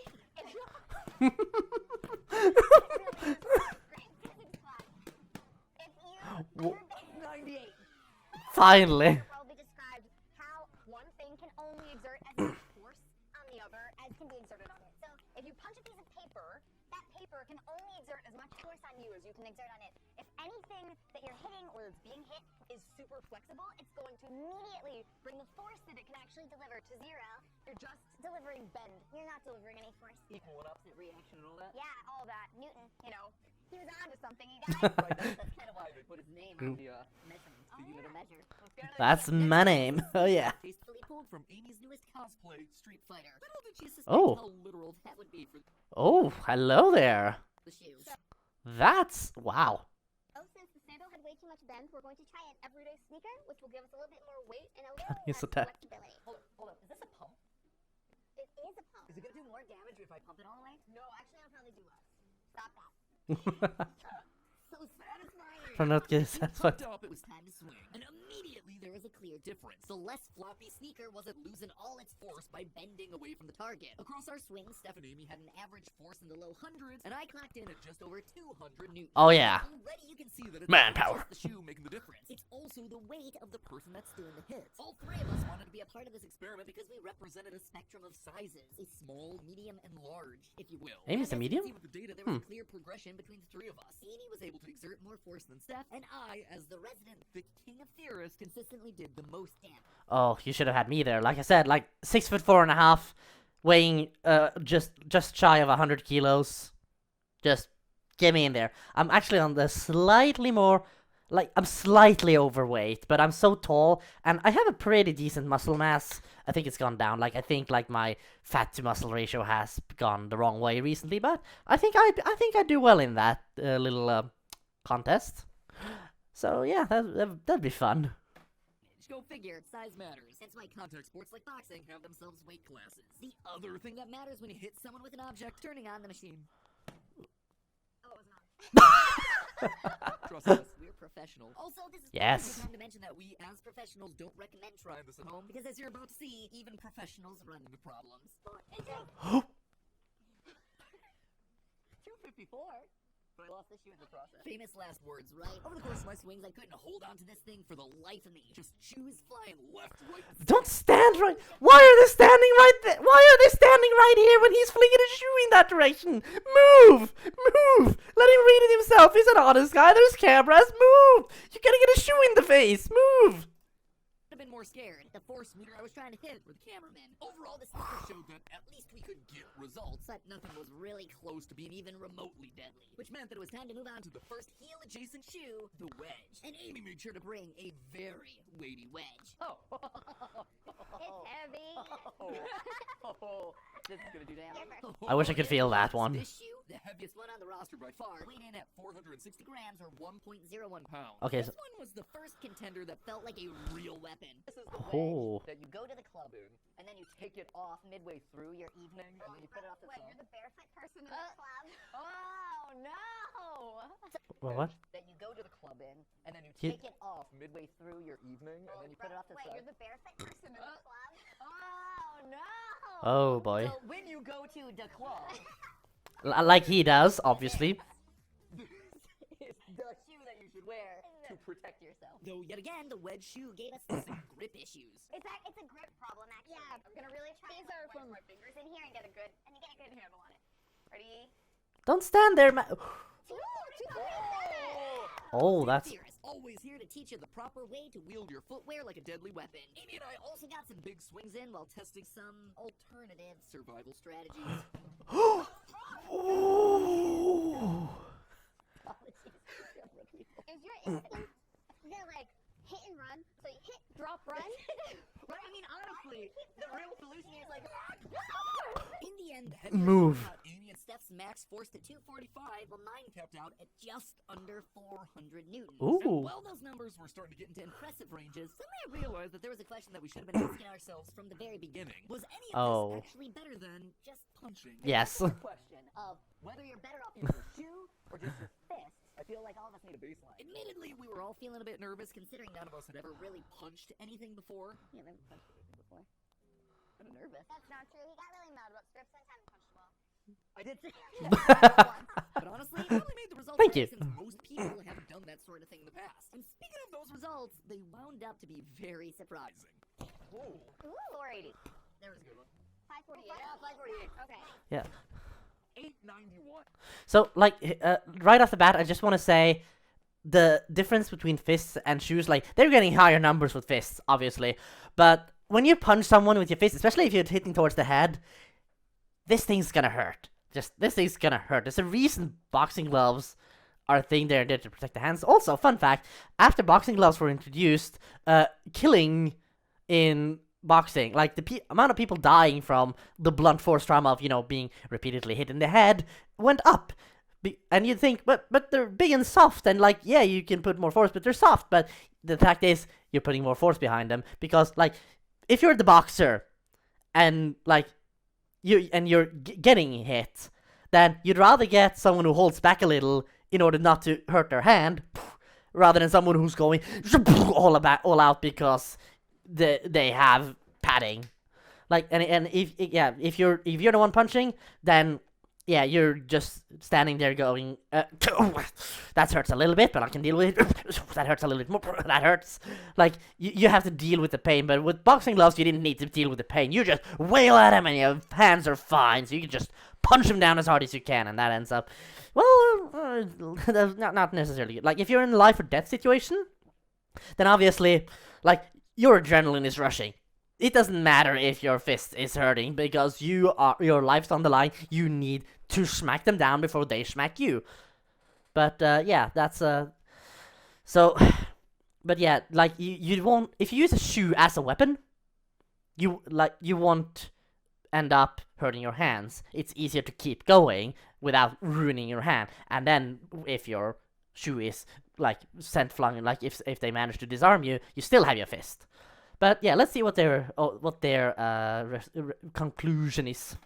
Overall, each and every every one of us were able to get double the force out of a punch than we were out of that heavy wedge. So between that and the awkward grip required to swing a shoe around, things weren't looking all that hot for the footwear fatality. But we weren't about to give up hope. It was finally time to swing some heels. For this test, we wanted to use different sizes of heel to get the best sample. What we immediately noticed, outside of Amy's unique fashion choices, Ooh, these are fun. Are these yours, Amy? Those are mine. Oh, really? Yeah. Oh, they're see-through. Socks. So, you can show them off. was that even though the force was about the same as Interesting. the wedge, the area of impact was not. It is separate, so it's not a wedge, so we don't have force distributed all the way down the shoe. It really is just focused in the heel. The other interesting thing, and again, like, this is the important thing to note when we're talking about this particular episode, and force as a measurement, right? Force is pressure distributed across a surface area, right? So not only is it like how hard are you hitting something, but also how wide of an area are you hitting it with. So as we get to these like narrower and narrower, smaller and smaller heels, presumably all that force is getting funneled into a smaller surface area, so it can be doing more damage. That's a good point. Live action me. This is the linchpin of our experiment. Pressure. Pressure is the force exerted on an object over a surface area. The smaller the area, the more pressure that you're actually applying. Case in point, bring out the stiletto. Again, if we're talking about force distribution across surface area, it's very wide. So yeah, you're going to be delivering a lot of force, but it's going to be dispersed over across a large surface area. If we're looking to do damage, You're never going to stab something with a fist. And ultimately, No. that's what this episode comes down to. It's not how much force do you need to hit it with, it's how much force do you need to puncture it. And from the beginning, there was a very visible difference here. Yes. Sure, the force we were delivering tended to be at the lower range for our shoes, but the damage we were Can we doing see with the our numbers? force was much greater. it didn't Puncture it, but I did get 147. You're seeing the like pointed damage Yeah. that's being done to the bag itself. None of the other shoes were denting the surface, and you can see, like, we almost broke through on a couple of them here. And then it was my turn, and on the first Oh swing, boy. Did do it. Oh boy. That's First stab of the day. stab and a half. Yes, thank you. In fact, every time I landed a blow with only the heel, the results were constantly deadly. Oh, 166, but I did some. Oh, yeah. That's a huge. Definitely do some The damage. name Tiny Knives is entirely accurate. Oh, The yeah. stilettos were able to do damage at a level that none of the other shoes could. In short, coming out of the force test, it seemed like the recommendation for this episode was stilettos or nothing. Using punches ensures you don't lose most of your force through an awkward grip on a shoe, whereas stilettos are just able to do a bunch of ripping. Well, like I said, you save your hand a bit of damage because, like, if you're hitting hard on something, like your life depends on it, which it might, then you're gonna hurt your hand down the line. Sure damage. So would it be enough to actually damage the human skull? And could we do enough damage to actually bring someone down? It was time to bring out the heads. Since the actual force measurements were something that was giving us inconsistent ideas of what sort of damage they were Plop, doing, plop, we plop, decided plop, to plop, go plop, all out and get replicas of the human head complete with actual skulls in there. We dug out some skulls and then put them on YouTube. No, we not a human skull. These are provided by a company called Zombie Go Boom. They did a fantastic job. You have They've recreated, them yeah. outside and an actual 2-scale human skull-like object. Right you are, Steph. These heads are made to replicate not only the human skull's actual durability, but the ballistics gel coating is also so accurate. Plus, we have the inside specially filled with blue ooze. because Yeah. it's not blood isn't blue. This episode about smashing a human skull totally with a shoe is totally monetization friendly. And hey, blue goo! It's kind of like a celebration at the new channel launching. Yeah, so that's why he was doing the blue goo. He said in an interview that he was covered in blue goo, and it was like, why would blue goo? Like, that's not inducive to style at all. But like, in this context, we see why, but also, yeah, it would be weird. Who needs a pinata when you can smash some skulls with shoes from your very own closet? Again, thank you to Blue. Amy's Closet for the sacrifice. Thank you for your sacrifice, Mr. Head. Sir Head. I think our ballistics guy needs a name. Anybody have any good naming ideas? Head, head, the head. So Amy's been doing Love it. research for this episode. Oh, stuff is happening in my Discord. I just need to.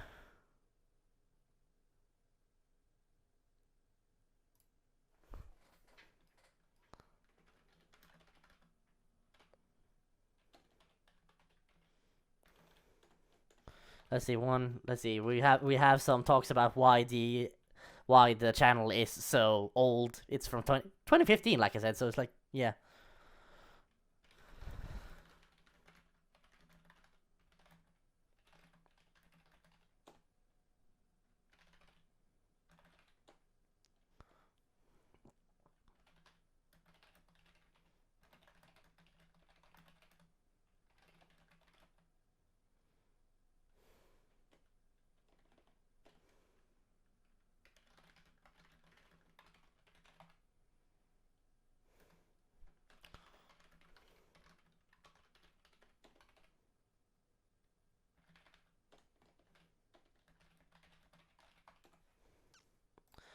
Oh, and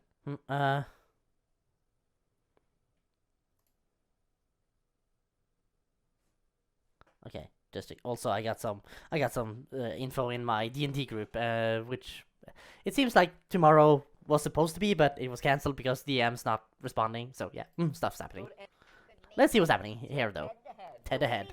Let's see what Ted. For this episode, and you are now a skull expert, yeah? I do Ooh, love expert. the skull, so doing the research was a very fun thing to do. The skull, your favorite bone in the body. It actually is. I think people undersell the skull. We all have them. They are beautiful. They let us have They them. post a brain. Say if the skull is Amy's favorite bone in the body. What's yours, Steph? I'm a clavicle gal myself, but I can appreciate a good skull. I'm more of a tibia man. No, no one's a tibia man. Oh, get out of here! Oh, Hashtag boy. Justice for tibia. How are they married? Just joking. You just think it's a funny name. You know what? Upon further reflection, Stephanie was right. I'm not Aw. a tibia man. I'm all about the metatarsals, baby. But before starting Oh, boy. smashing skulls, it was important for us to know a little bit more about them to develop where exactly we should be aiming, so we got the best chance of breaking through. Oh, boy. Luckily, Amy and all her head bone knowledge was there to provide. Amy, take it away. Well, Matt, it turns out that the skull is not just a single Oh, Amy is doing the voiceover. Oh, that is weird. bone, but rather a bony structure made up of approximately 22 different bones. And like immediately, let me just say, I can hear that she's not completely unfamiliar with talking in a info way. Or what do you blah blah blah? Words escape me, but like she's not unfamiliar with talking like this and presenting stuff like this. But she is being a little bit quieter and more careful in her voice. So I think it's it's interesting. I hope she warms up to it more. But it's it's a bit weird. It's a little bit too. I wish she just let her voice boom. But that's like, it's not perfect on the first try, but it is. Like, it is good, and I like that he's letting other people voice over. He let Dan do a voiceover on, like, the Mountain Dew pizza theory on Food Theory, and I absolutely, I absolutely, like, loved it. He had such a good style for it. He did so well. I loved it, and I hope we'll get to hear more Team Theorist voiceovers. 8 cranial bones and 14 facial bones. Now, obviously, the weak Let's see, points let- are different bones. 8 cranial bones and 14 facial Let's see what she Now, says. obviously, the weak points of our face are the holes that already exist there. Ears, nose, eyes, mouth. However, none of that can give us the satisfaction of cracking into our skull replica. To do that, we have to aim at 2 main areas. Area 1, the pterium, or commonly known as the temple. This is widely considered to be the weakest part of the skull. It comes with an extra Oh. bonus of having a major artery hiding behind it. If it's Oh. ruptured, it can cause internal bleeding that can lead to death. Good for our experiment. No, editors, remember, it's blue goo, not red goo. That's egg on your face. I've said that phrase a lot today, I feel, but yeah. Bad for everything else. Area 2 are the cranial suture lines that are formed when the fontanelles of your head fuse together Oh, so, during like, childhood. Fontanelles up are on the top? spot on a baby's head that allow a baby to more easily pass through the birth canal and give room for the brain to expand during early childhood development. They then fuse together around 18 months old, making that fused dome that we all think of as the top of the skull. But those resulting lines where they merge are weaker than any of the surrounding bone, making them great places to aim for in our experiment. Back to you, Matt. Armed with that knowledge, it was time to give Ted the Head his It's final probably send easier to off. aim for the Let's temple. try. Oh, so stuff's happening in the Discord again. I am just... I'm a busy man. We're discussing theory channel stuff.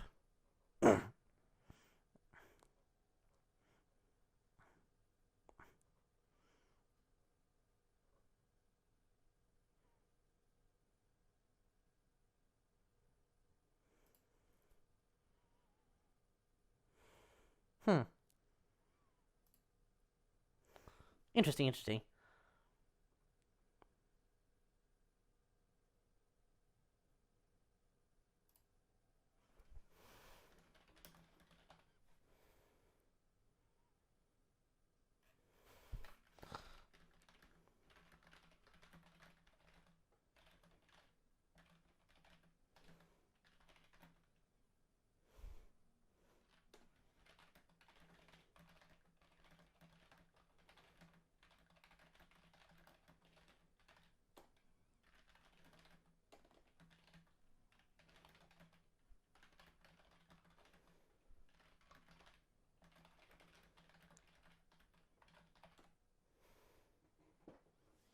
Okay, back to the video. I just needed to respond to stuff because I am having.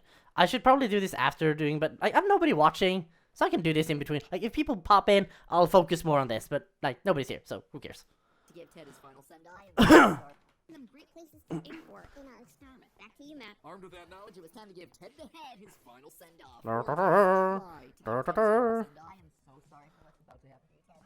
Sorry, buddy. So sorry. I mean, he's about to be smacked with a sandal. He has no dignity. What? What? Oh, stuff's happening again.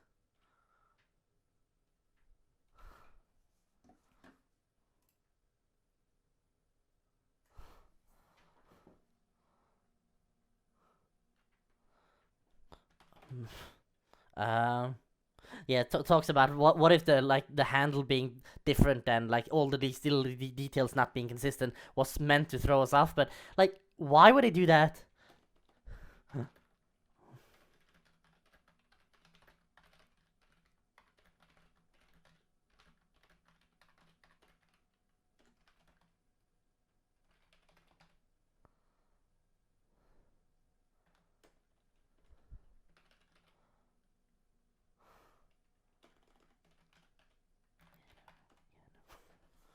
Yeah, stuff's happening. Speaking of sandal, let's pull it out. Try to give Ted his final. Okay. It was time to give Ted the Head. I need to see this again because I'm missing it. Try to give Ted his final send-off. Try. So sorry for what's about to happen to you, Ted. Oh. So sorry. I mean, Oh, he's papa about to putt. be smacked with a sandal. He has no dignity left. Speaking of sandal, let's pull it out. This, theorists, was the moment that we found the newest niche for all those ASMR channels out there, slapping skulls with sandals. Actually, the sound is what really makes this one a good ride. Oh, It slaps. As to be expected, the sandal was doing nothing but getting Ted dirty. The sneaker also gave us lackluster results. nothing. Didn't even crack it. Enter the wedge. Oh yeah. Oh! Oh. At the end of Steph's turn, we realized that we may have been a little bit fast to assume any cracking had been done. We were definitely doing damage, but not enough to break through the skull. Yeah, so like you might knock someone out or like you make them really hurt, but not. But it's not wrecking the skull. It seems.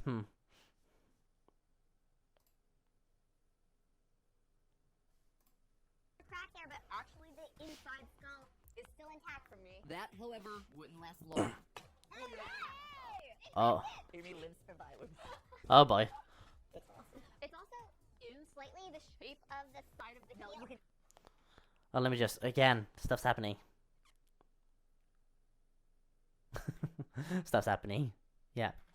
Just the Discord being the Discord. in slightly the shape of the side of the No, heel. you can see. Yeah, you can actually track it on there where you see how it dug in and ripped into it. The finishing blow, though, would ultimately come from me, but not before I got into character. Stumbling out of the club, had a good night. Someone comes at me. Leave me alone! Creep!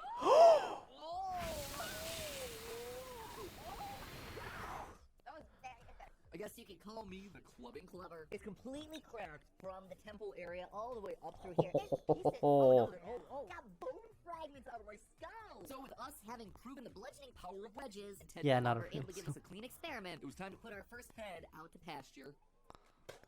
Oh. Oh. Oh, he's a goner. You can see like his one of the brain stem's gone. Oh man.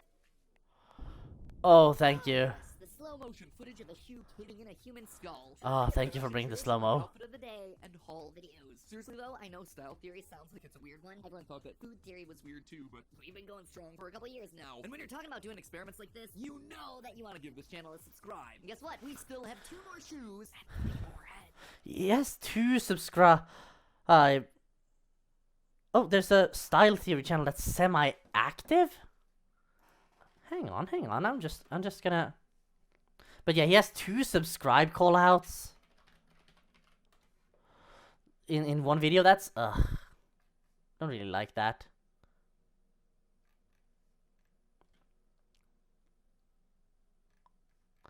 Let me just have my. Okay, so if I do by channel. Oh!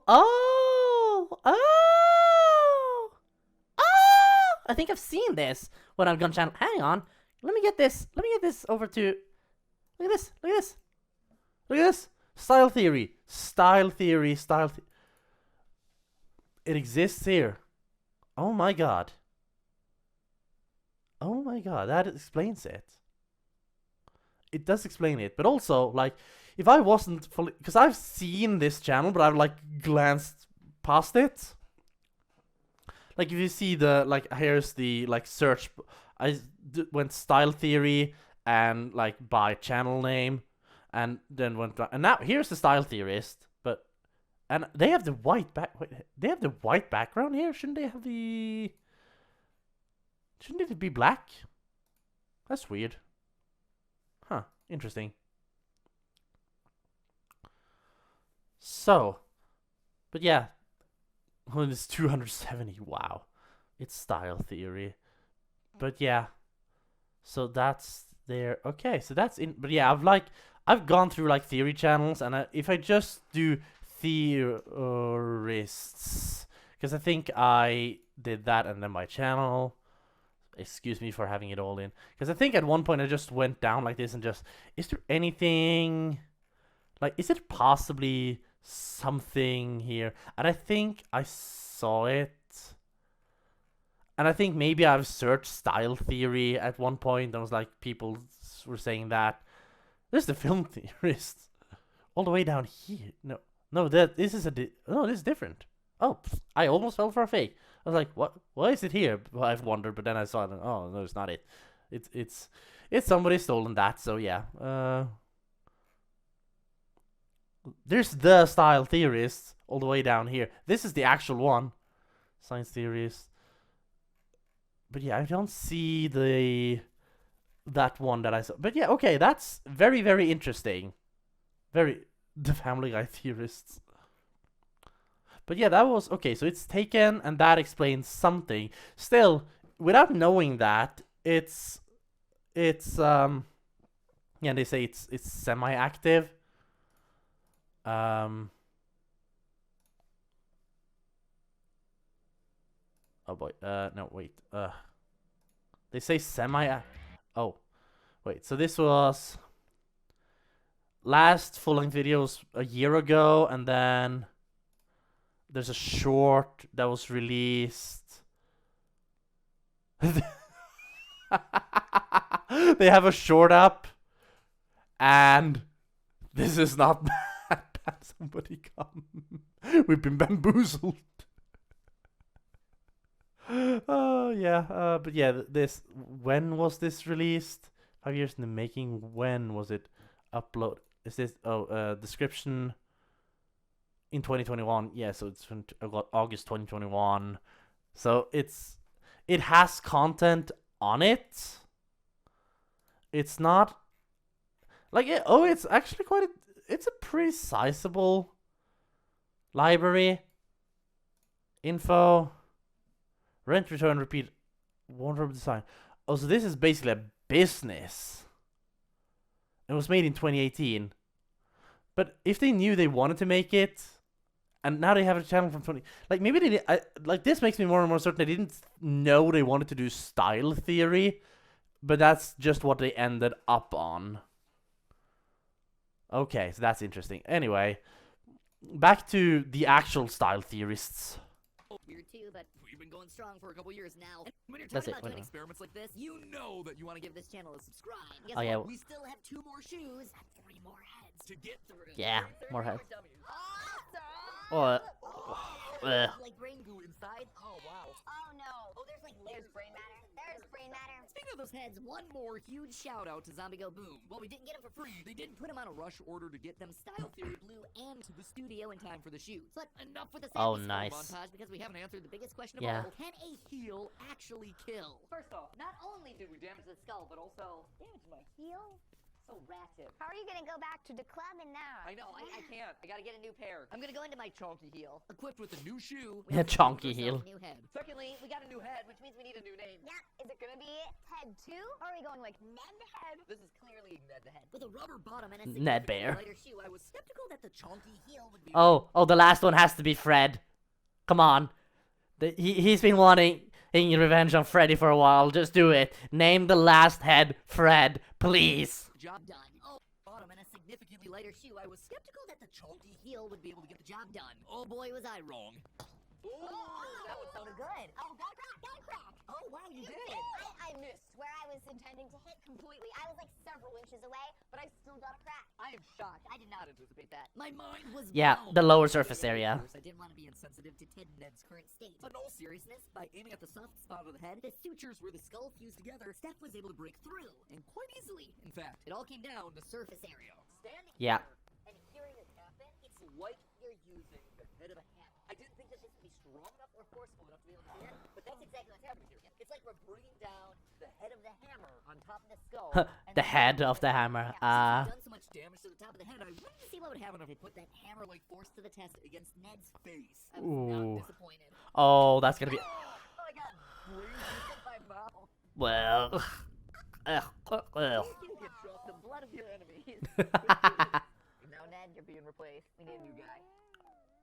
Thank you. Next. One final pair of shoes meant that we had time for one final head and one final name. New head means new name. Fred! Fred the heck? Fred the head is gonna Yes! be here in short. Called it! Time for our final shoe of the day. Breaking out this little knives and the stiletto. Let's do I'm it. so excited Ooh. for this finale. So again, I think the goal here is get as one and Wait, done what? for this finale. So again, What did he I say? think the Hang on, goal what now? here is get Little Matt wrong. Oh, did he? Oh boy. as one and done as you possibly can. Can you really just get the job done in a single step? I didn't just break out my good heels. Wait, was that? Can you really just get the job done in a single step? That was actually like I was like, okay, it looked a bit janky, so it might have been edited in, but it was like, did somebody give her a knife in between? Did they do 2 shot takes? What happened here? Like this, like these splats obviously fake, but the knife, that was smooth. That was really good. That was really good. I don't just break out my good heels for anybody who walks into the studio. Oh! Full on stiletto. Up to this point, Steph felt bad because she'd missed out on all the major cranial contusions. That was about to change. Given the success that we've had before, I'm gonna actually aim for this frontal area. Frontal lobe damage. Zipper of the skull here. That does seem like it's the most consistent success rate. Oh, right through. Oh, my word. It's like a bullet hole. Oh, yeah. Oh, Oh, yeah. Again, that gets to the idea that the force here Oh. wasn't telling the whole story. I mean, I feel like I hit it with a good amount of force, but my arm doesn't hurt. I didn't slug somebody hard with my knuckles. This was a really intentional, just really effective shot that's actually relatively low force for someone who would be wearing high heels. In one blow, Stephanie had penetrated the skull and gotten right into Fred's frontal lobe. Against all expectations, the myth of Yeah. heels worked. It's totally plausible. That is one of the things that I love when we do experiments on the channels. Food theory has it, style theory has it. When you go in not expecting the result to actually happen, and then all of a sudden you do it, it completely disproves everything that you thought. There Disproves? you have it, theorists. I thought it was more than possible, but like, was Matt a skeptic before going? Because I feel like this was like obviously possible, but I mean, oh well. We did it. Killer heels do literally Stabby. exist. We've proved it. But you know we can't just stop there. When the science is done, we do it for the fun. Amy Oh, went for the yeah. just to see what would happen. And me, well, I'm an artist.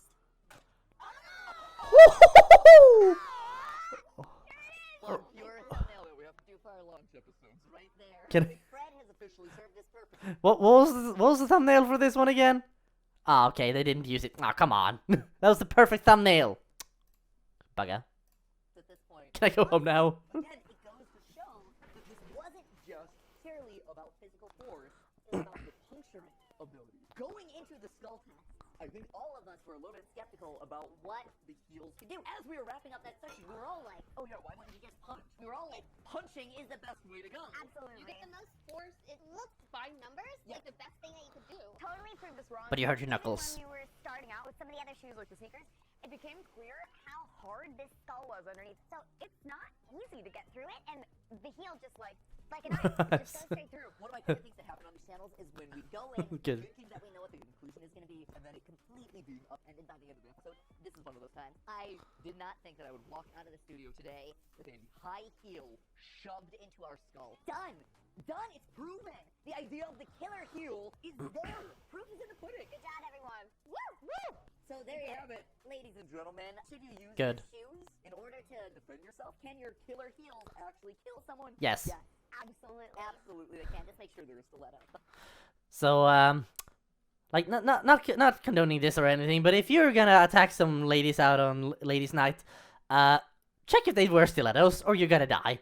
Also, ladies, wear stilettos, because from now on, no, like, anyone who's seen this video is gonna be like, okay, hey, I want me some women company. Oh, they're wearing heels. Stay away, they're dangerous.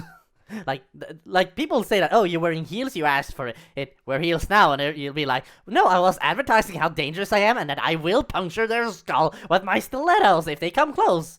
Obviously, like, that's a whole different topic. Like, I'm joking about a very serious topic here, obviously, but yeah. Okay, that's just a theory. A style theory! Keep looking sharp. Literally sharp. Pointedly sharp. Little knife. Did you know that your makeup is probably poisoning your face right now? That I never wear it. Anyway, go! Binge watch Style Theory all day, my friends. It is our new channel. Give us all the watch time so the algorithm loves us and makes us a viable fashion channel. Thank you, as always, for your support. Oh, I'll love see it, you in love one it. of those other videos. Yeah, we got 2 left.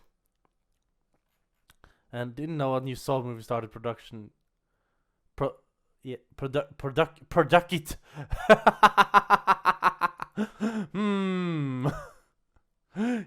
He's even edited it and it still says Produciton. Wait, if I reload, does it say no Produciton? MatPat. First reply. Wow, wait, forthcoming Production. Oh boy, that's a grammar. He not using Grammarly there. So now we're on to makeup. You should be scared, loyal theorists. Why? Well, your makeup is poisoning you. That's right. Take a second look at your foundation, mascara, lipstick, and other beauty products because it's totally toxic. Here's why you may want to throw away all of it. Here's why you might want to throw away all it. Who hasn't paid for their Grammarly subscription here? Oh boy, that's weird. Okay, but yeah, like I feel like a lot of this is coming down to like women because they've done like women's pockets, high heels, and now makeup. This is gonna be a channel for the ladies, which like I don't mind, but still. Hot, but oh, this one is the one I'm looking forward to. I'm so looking forward to it. But first, this one. Let's make a bet. By the end of this Oh, Editor Jerica, hi. episode, I'm gonna get you to throw out at least half of your makeup collection. Think I'm joking? Well, sit back, grab a trash bag, and get ready to unhaul all those poisonous products you have sitting around your house. Fancy. Internet, welcome to... But also, like, Style Theory hasn't gotten... Because, like, Game Theory has its own intro sequence. Film Theory does technically have its own like, opening sequence, even though it isn't really used a lot. And Food Theory has the sequence that it uses it basically every single time. Style Theory hasn't had that yet. Kind of disappointed. Style Theory, the only channel on the But I guess it doesn't need it. beauty into a trivia cup. What is makeup? What is FNAF? What is coffee? Where's Film Theory? Poor Film Theory! What? Why is Film Theory not here? Film Theory! No! Contest. Also, the only way to get extra credit in that contest Wait a minute. Film Theory is the host. I figured it out. is to subscribe. Now, I know I started this episode off with a big claim, so let's just start with the basics, shall we? What is makeup, and why do we wear it? And yes, I use the word we. I've worn more than my fair share of makeup, and I'm not ashamed of it. Gotta do something to cover up those dark circles under my eyes from late-night scripting. And look, I'm just the latest in a huge line of history. Humans actually started using cosmetics roughly 7,000 years ago, based on historic records. In fact, makeup That's a of some lot. sort is present in almost every society on Earth. Whether it was an adornment to go along with cultural rituals or to enhance one's beauty, makeup was everywhere. And much like today, it wasn't just women getting in on the artistic action. That is some extremely sharp eyeliner you got there. I could use some pointers. King Tut was likely using some kind of coal, which is a lead compound to line his eyes. You heard that right. Oh. Lead. Lead poisoning. That's, yeah. Dangerous. Yeah. That begins our episode today because people have been using a lot of questionable and downright deadly ingredients in their faces over the years. Lead? Check. Arsenic? Yup. Mercury?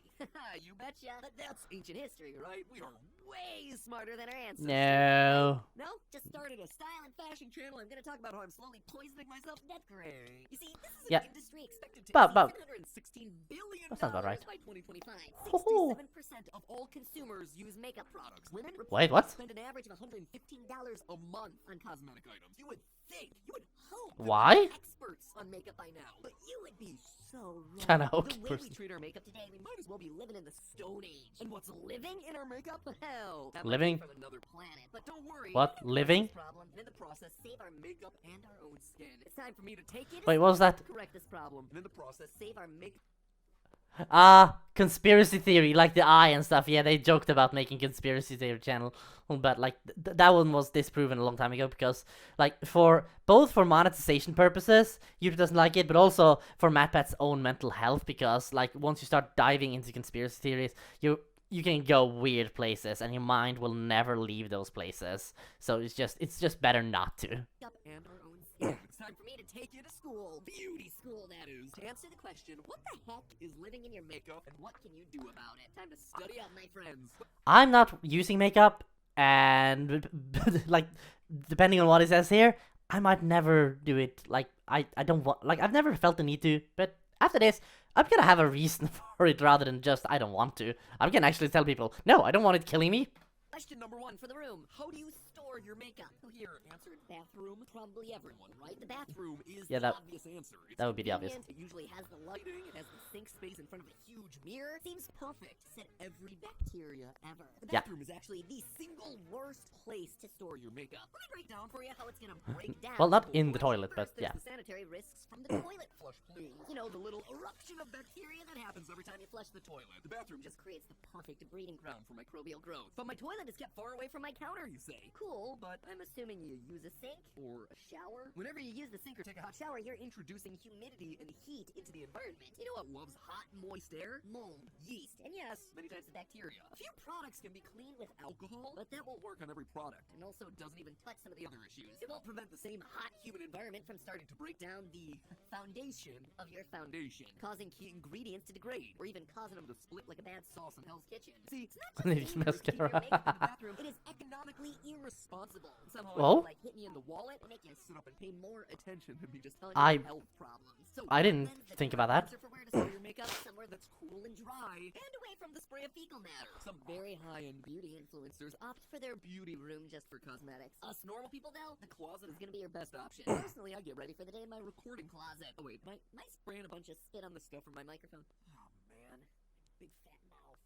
Anyway, let's Yeah. say you got the perfect setup. You're storing your makeup properly and keeping it in the right environment. You are good to go, right? Not so fast. Nope. How often are you washing your makeup tools? Your Probably brushes, never. your sponges, whatever ungodly applicator is hot right now. Am I even allowed to show this on YouTube? Do I have to blur this? Honestly, never. How often do you clean your stuff? Be honest. No shame. That's what I thought because it turns Yeah, out a lot never, of because I don't people have aren't it. theirs either. A survey by the Huffington Post found that only 61% of women clean their brushes at least once a month, with 22% saying they have never washed a brush. Ooh. Dermatologist's recommendation of cleaning your makeup tools at least once a week. I think it's time to start spreading a little knowledge like you're spreading that bacteria around the apples of your cheeks. A study in the UK looked at microbial Yikes. contamination in different cosmetic products, and oh boy, my beautiful theorists, dirty doesn't even begin to cover it. Though almost everything examined contains some type of bacteria, the biggest guilty party, the beauty blender. The study found that 90% No idea what that of is. the ones included in the survey had never been cleaned, with Hmm. 64% of those having been dropped on the floor and still not washed. Again, that is probably the floor of the bathroom. This whole time I thought I was going to cover the 5-second rule in an episode over on food theory or something. Anyway, the TLDR here is if you're not cleaning your beauty I like the tools, editing. 100% have disgusting bacteria on them, picked up from your face, your counters, and very possibly your floor. That study from the UK found traces of Oh, boy. Staphylococcus aureus, which can cause staph infections that lead to even worse conditions like sepsis or even Staph infection.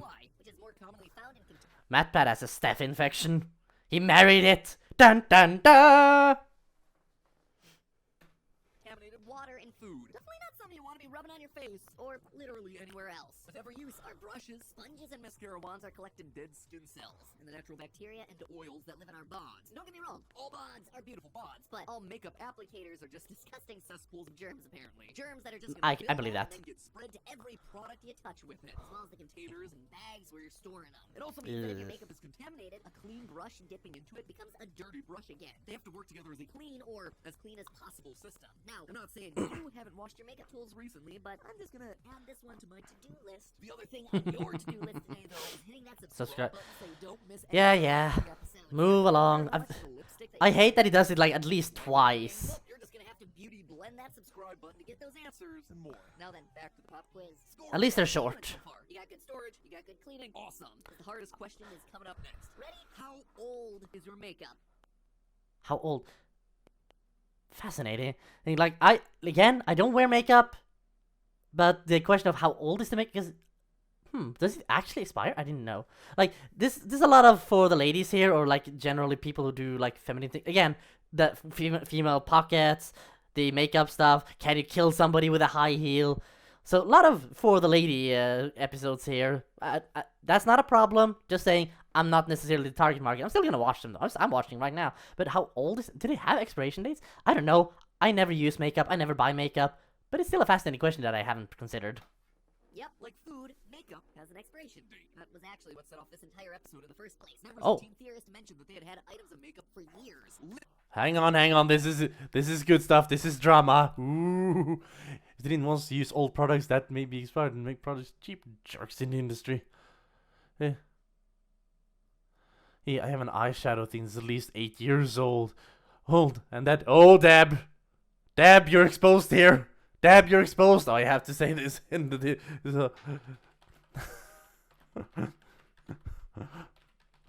Deb, your Discord mess. Is in the.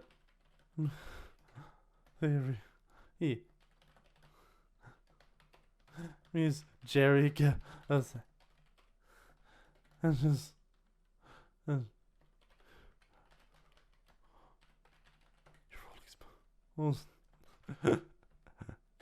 Hashtag drama. Okay, but yeah, makeup in my makeup bag is somewhere between April and March, except the concealer, which I have owned since probably 2015, which I should probably get rid of it. Yeah, probably.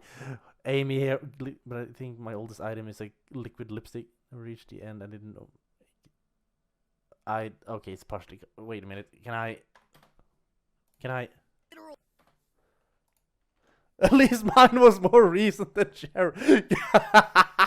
I got a response from Deb. Entire episode in the first place. Members of Team Theorist mentioned.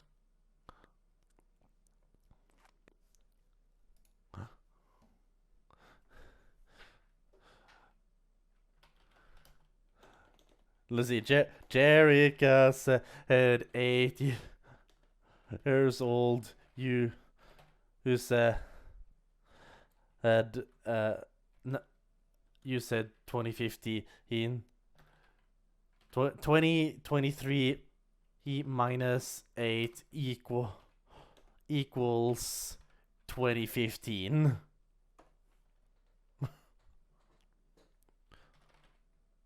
Also, I'll just say this right now.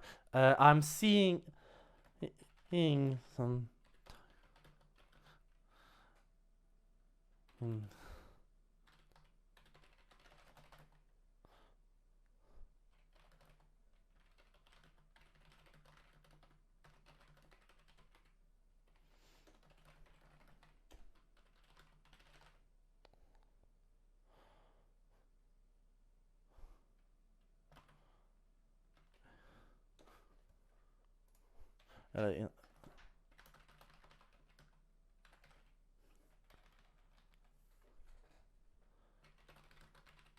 Is that, let's see, is the type of something they'd want to change?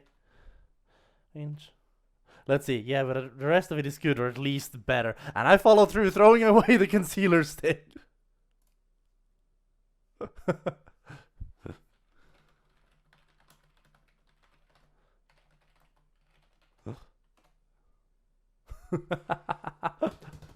Oh, Deb.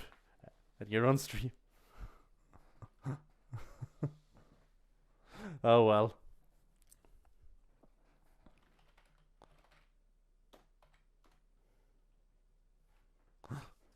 Fair enough, fair enough, fair enough.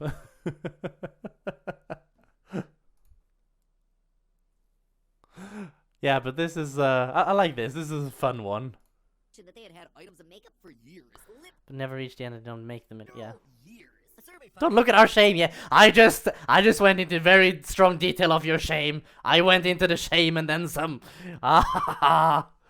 7% of people knew makeup had expiration dates, but still kept and continued to use it past the date. So it's not so much that people don't know they shouldn't be using old makeup; it's just that they decide to do it anyway. Because I makeup guess is we'll really die. expensive, and you feel guilty about wasting it. According Fair to a enough. survey from earlier, as well as I hate wasting. Guilt plays a massive part in this decision. Tell me if the following scenario sounds familiar. You go out for makeup, whether it's at the drugstore or somewhere like Sephora or Ulta. You drop what feels like a ton of money, and you walk out with a few tiny items that fit into the palm of one hand. You say to yourself, well, that's expensive, but it's gonna last me forever. Gosh darn it, you're probably No. gonna keep it until the last speck is gone. This incredibly common sentiment unfortunately goes against what science has to say about makeup. 75% of people said that they never reach the end of their makeup at all. The top Yeah, expired makeup Like, items with if you do, you're probably using way too much, honestly.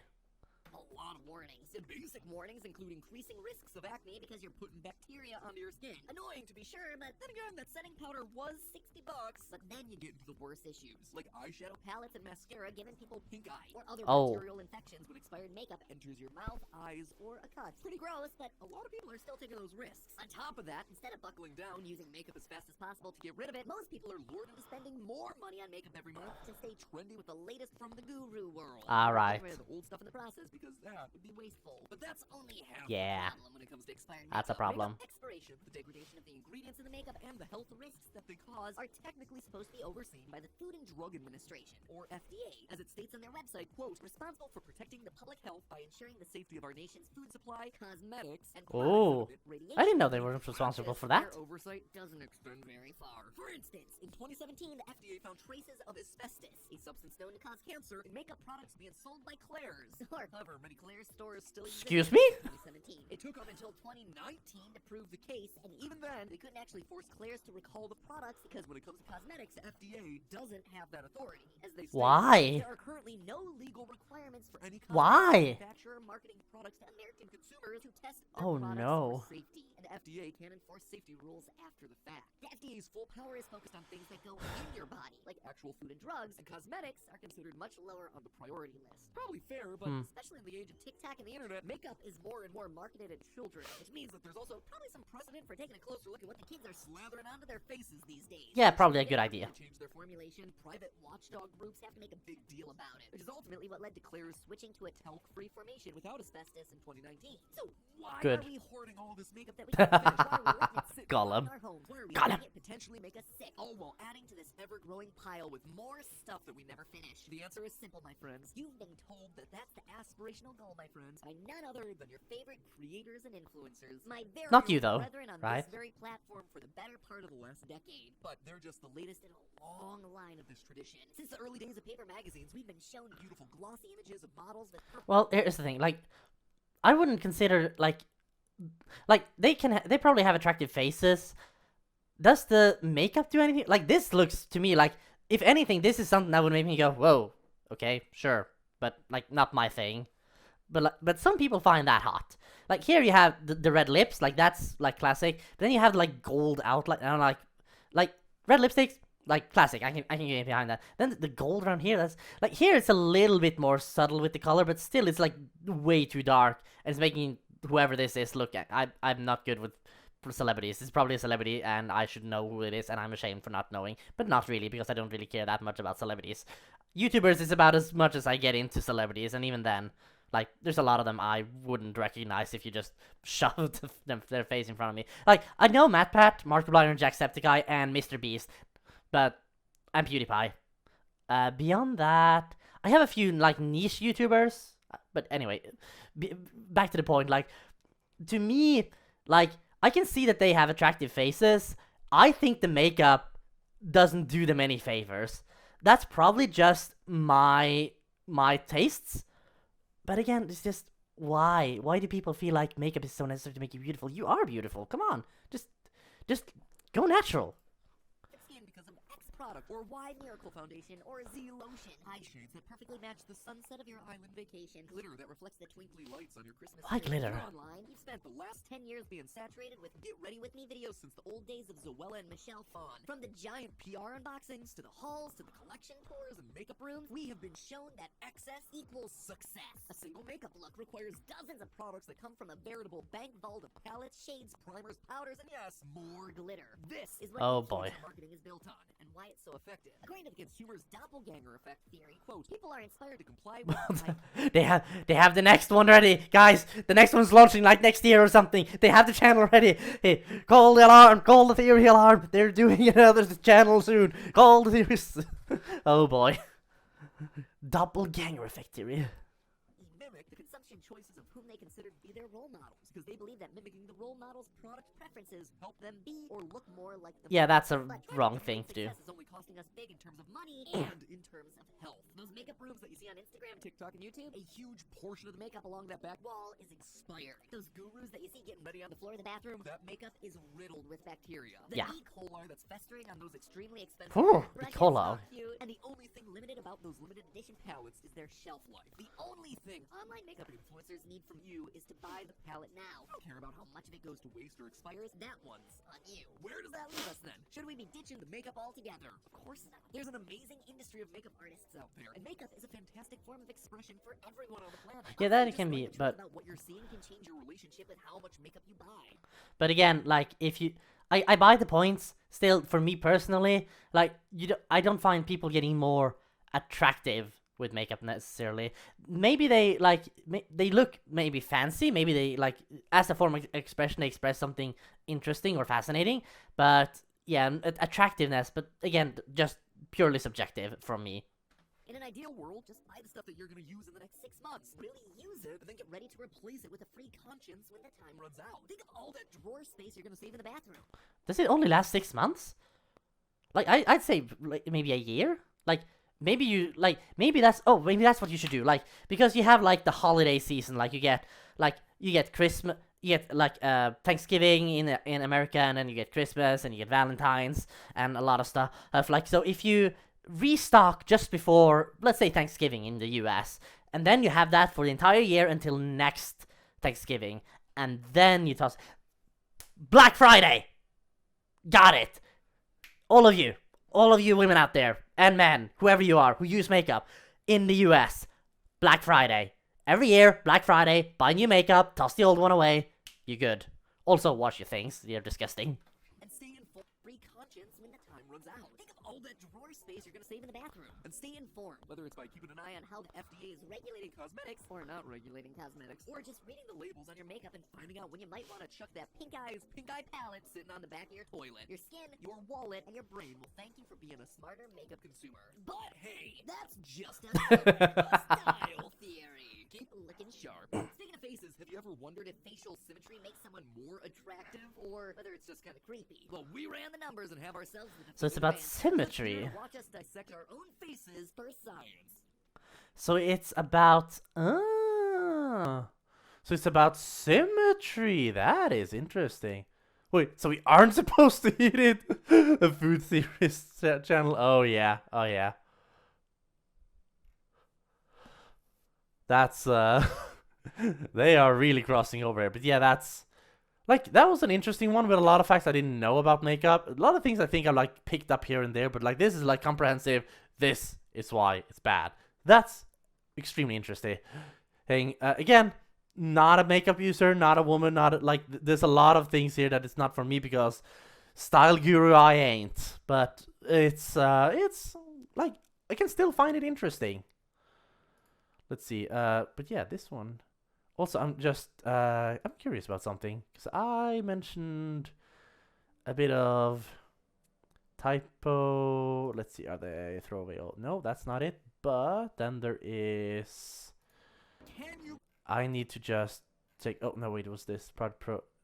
Ducky. Nope, they haven't changed. Because I did tell them about. I did manage to tell Deb about the typos. She has not She has not responded about that. I bet she's seen it. But whether or not anybody is in the position to actually just do those minor, like, typo changes, I don't know. Anyway, and we're down to the final one. And this, I was part of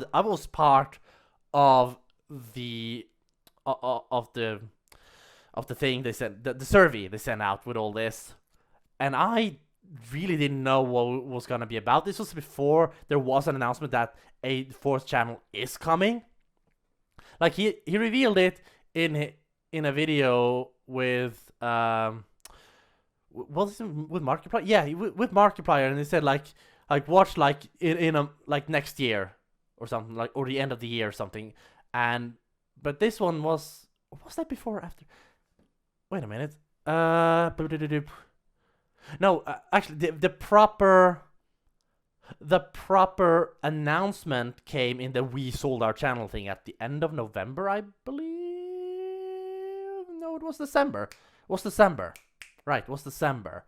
And so the like next like in a month, and we also thought January, but then it's like we're in mid-February, but things take time. But I need to check because he hinted, the first proper hint we got was in Power Wash Pal, Smart Map Pad, okay. 5 months ago. When it's still He did MatPat was on Power Wash Pals, MatPat from Game Theory here, and they were just playing Power Wash Simulator and just talking, and he dropped a hint here, and this is from September 6, 2022, so a little bit, so it came after, so the, there's that one, so the survey came after the Power Wash episode, but before the We Sold Our Channel announcement, which also had the fourth channel is coming announcement. So, yeah. But, like, style theory was not a thing anybody knew anything about. Like, people didn't know what was... Like, everything was open. Everything was open to begin with. And then everything, like, it was started to get seeded out, and then eventually, like, we all fell on, like, okay, style theory is the most likely thing. Actually, I'm just gonna check a little thing on the subreddit here. Is it pinned?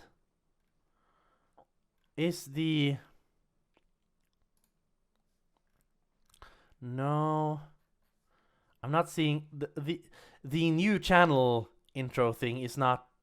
Oh, wait, there it is. It has been pinned. I just need to reload, because for some reason it didn't work the first time. Okay. And there's Style Theory official subreddit. That's nice. Okay. I just wanted to check that out. Okay. Good.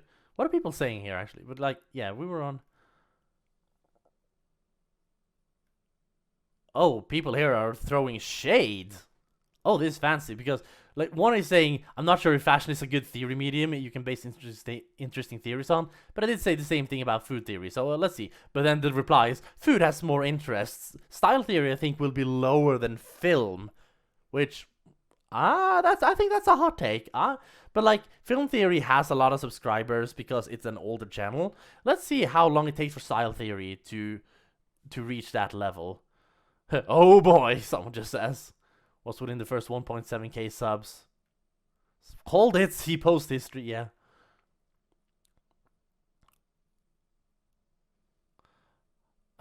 It's already 221 keys. That was 2 hours, so currently binge watching. Can't wait for this one to become controversial fast. Oh boy, people are throwing some shade on Reddit here. That is interesting. Oh, sorry, sorry, Deb. I see you're in my stream. Hi, thank you for being. Oh, I have. Things were checked there, but yeah, for some reason the subreddit didn't show me the pinned thing until I reloaded properly. But while you're here, you know, I said it in the Discord. Let's see, it's this one, and let's see. I need to. where was it? Hang on, I need to. It was the heel and the makeup. Yeah. So I mentioned some bit about. Okay, so here is. Here. Didn't know. Oh, a new Saw movie started. Produciton. CIT. That's Somebody should tell MatPat or whoever's responsible here. That's It's even been edited. Like it says it in Norwegian here, but it's edited, and whoever edited it, what did they edit? No offense, but like that's that's a weird one. And then in this one, here it is. Here's why you may want to throw away all it. Not all of it, just all it. I just noticed that. Thought, like, those are some minor things. Like, it's not, like, they're not breaking the channel, but, like, you'd expect a little bit more from the guy who wants to educate people. It's like a teacher being caught doing a spelling error during their correction. They're like correcting the paper and being like you spelled this wrong, and then they spell it with one L or something. Like spelled with one L, even though it's two. Like if that happened, like you would have no faith to them. This is not grammar theory, although maybe that's the next channel. Well, thanks for being here, Dab. But yeah, you can look into it. Also, thank you for revealing all your secrets to us. Let's see. Oh, where was it? I loved it so much. Let's see. There it is. Yeah. I paused this to look at this because insider theorists. Like that's the most fun thing I can see. Like that's why when I watch like MatPat reacting to trailers and such, and they're on YouTube, I find it very fascinating to see what's on the side in GT Live, like what's their recommended. Because at when they reacted to like the new Huggy Wuggy stuff, one of the videos had like I think it was about Hooters, and I just saw it. I was like, why is that there? Hang on, why is that there? I think it might have been because they probably researched shortly before that, because it was about like the raw meat and like the meat dude who was like, eat raw meat and be a man. So they probably looked into that, and that got the algorithm going that way. But still, that was a weird one to see in MatPat's feed. Like if you find that reaction video on GT Live and you just look through what is on the side there, you'll find it, and it's just so out of place. Anyway, thank you for paying some attention to me. I'll go back to you because now, like I've said before, this one I've been really excited for because I was part of the survey before anyone knew style theory was going to be a thing. I thought maybe it was going to be like a Valentine's theory about attractiveness and such. For one of the channels, I didn't know which one because I thought maybe this is going to be a tie-in to something else, a film or a game, or maybe even some sort of food stuff. Who knows? But it's style theory, and that's fascinating, and I was part of it, so I feel proud here. Take a selfie of your face. Now flip the photo. Something looks off, doesn't it? That's because the symmetry in your face may not be perfect, and neither is mine. But what does it take to make the perfect face? And are some faces inherently better looking than others? Start watching to find out if math can make you more beautiful. Oh, character customization gone so wrong. Oh boy. Yeah, I've customized my fair share of characters in video games. Okay. I'm a 10-year-old cut out of MatPat at a gaming convention. I can't be a part of a style channel unless I make myself more beautiful. Oh. I know, a filter. Symmetrical, huh? Time to show the team my new look. What's with all the nobles?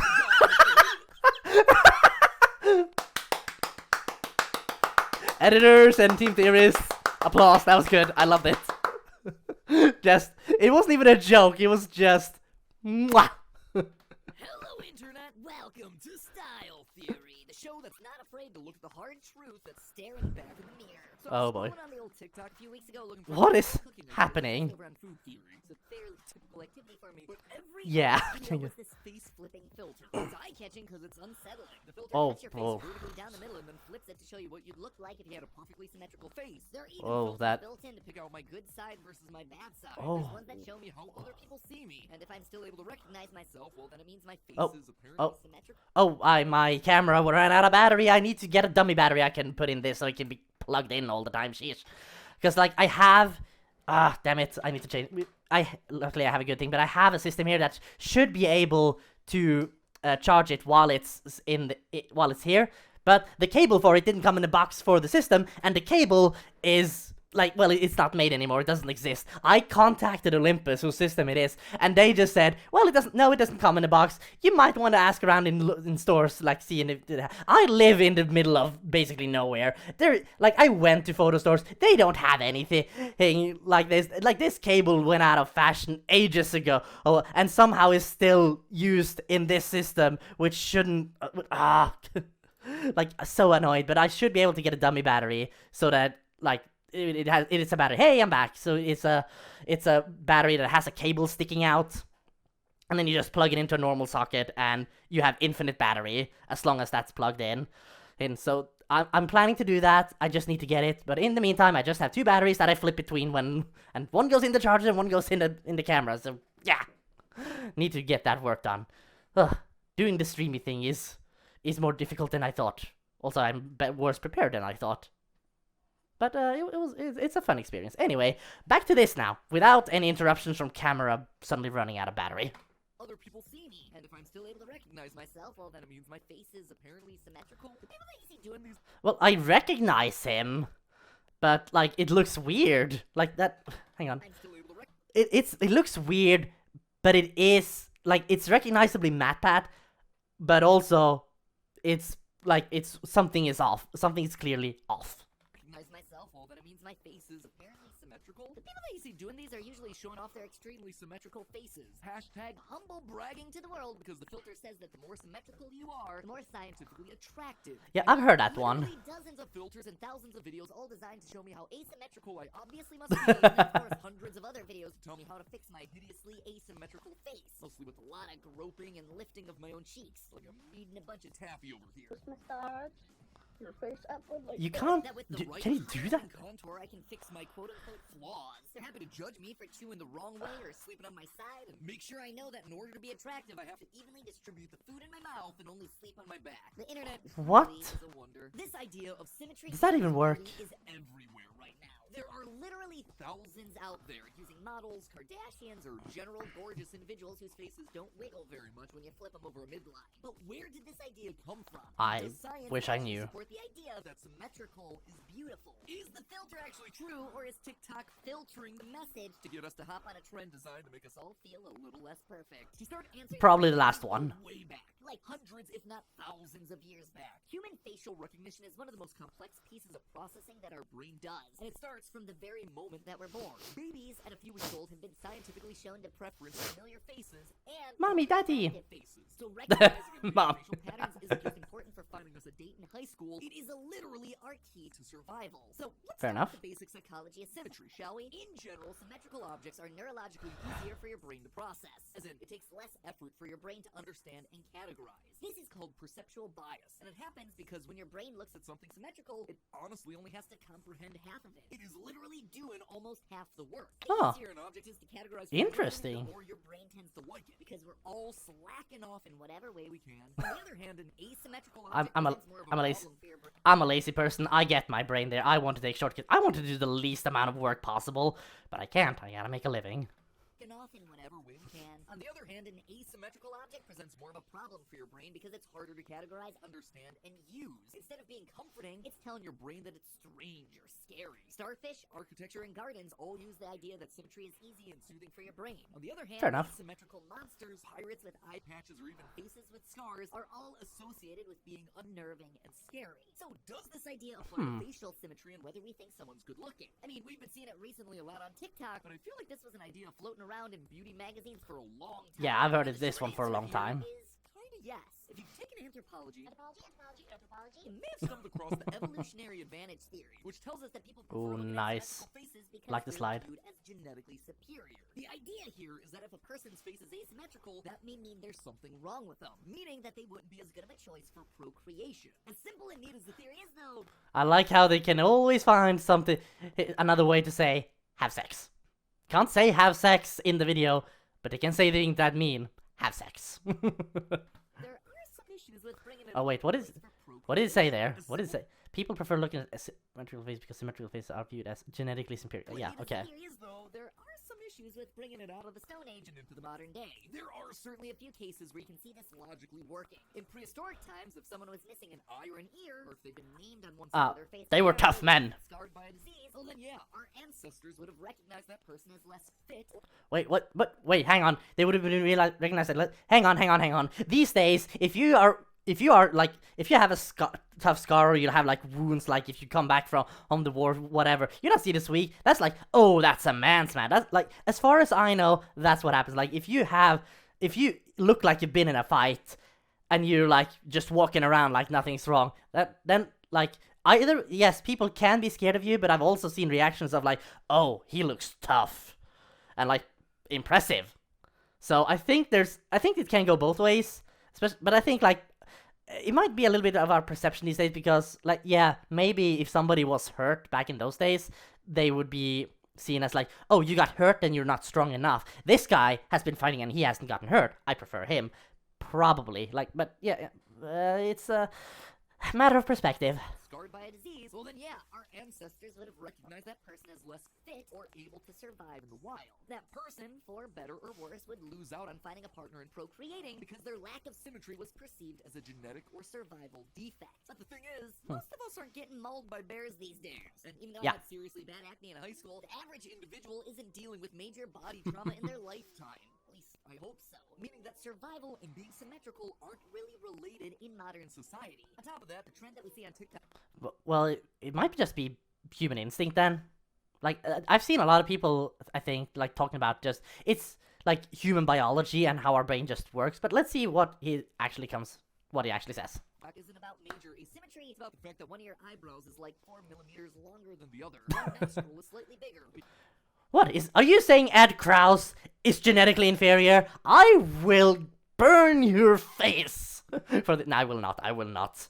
Ed Krause, you good, you pat. Oh, poor Ed Krause being put under the microscope here and just being like, but why are you're the one who's distorting my face all the time to get the reactions you want. Why are you blaming me? Poor Ed Krause.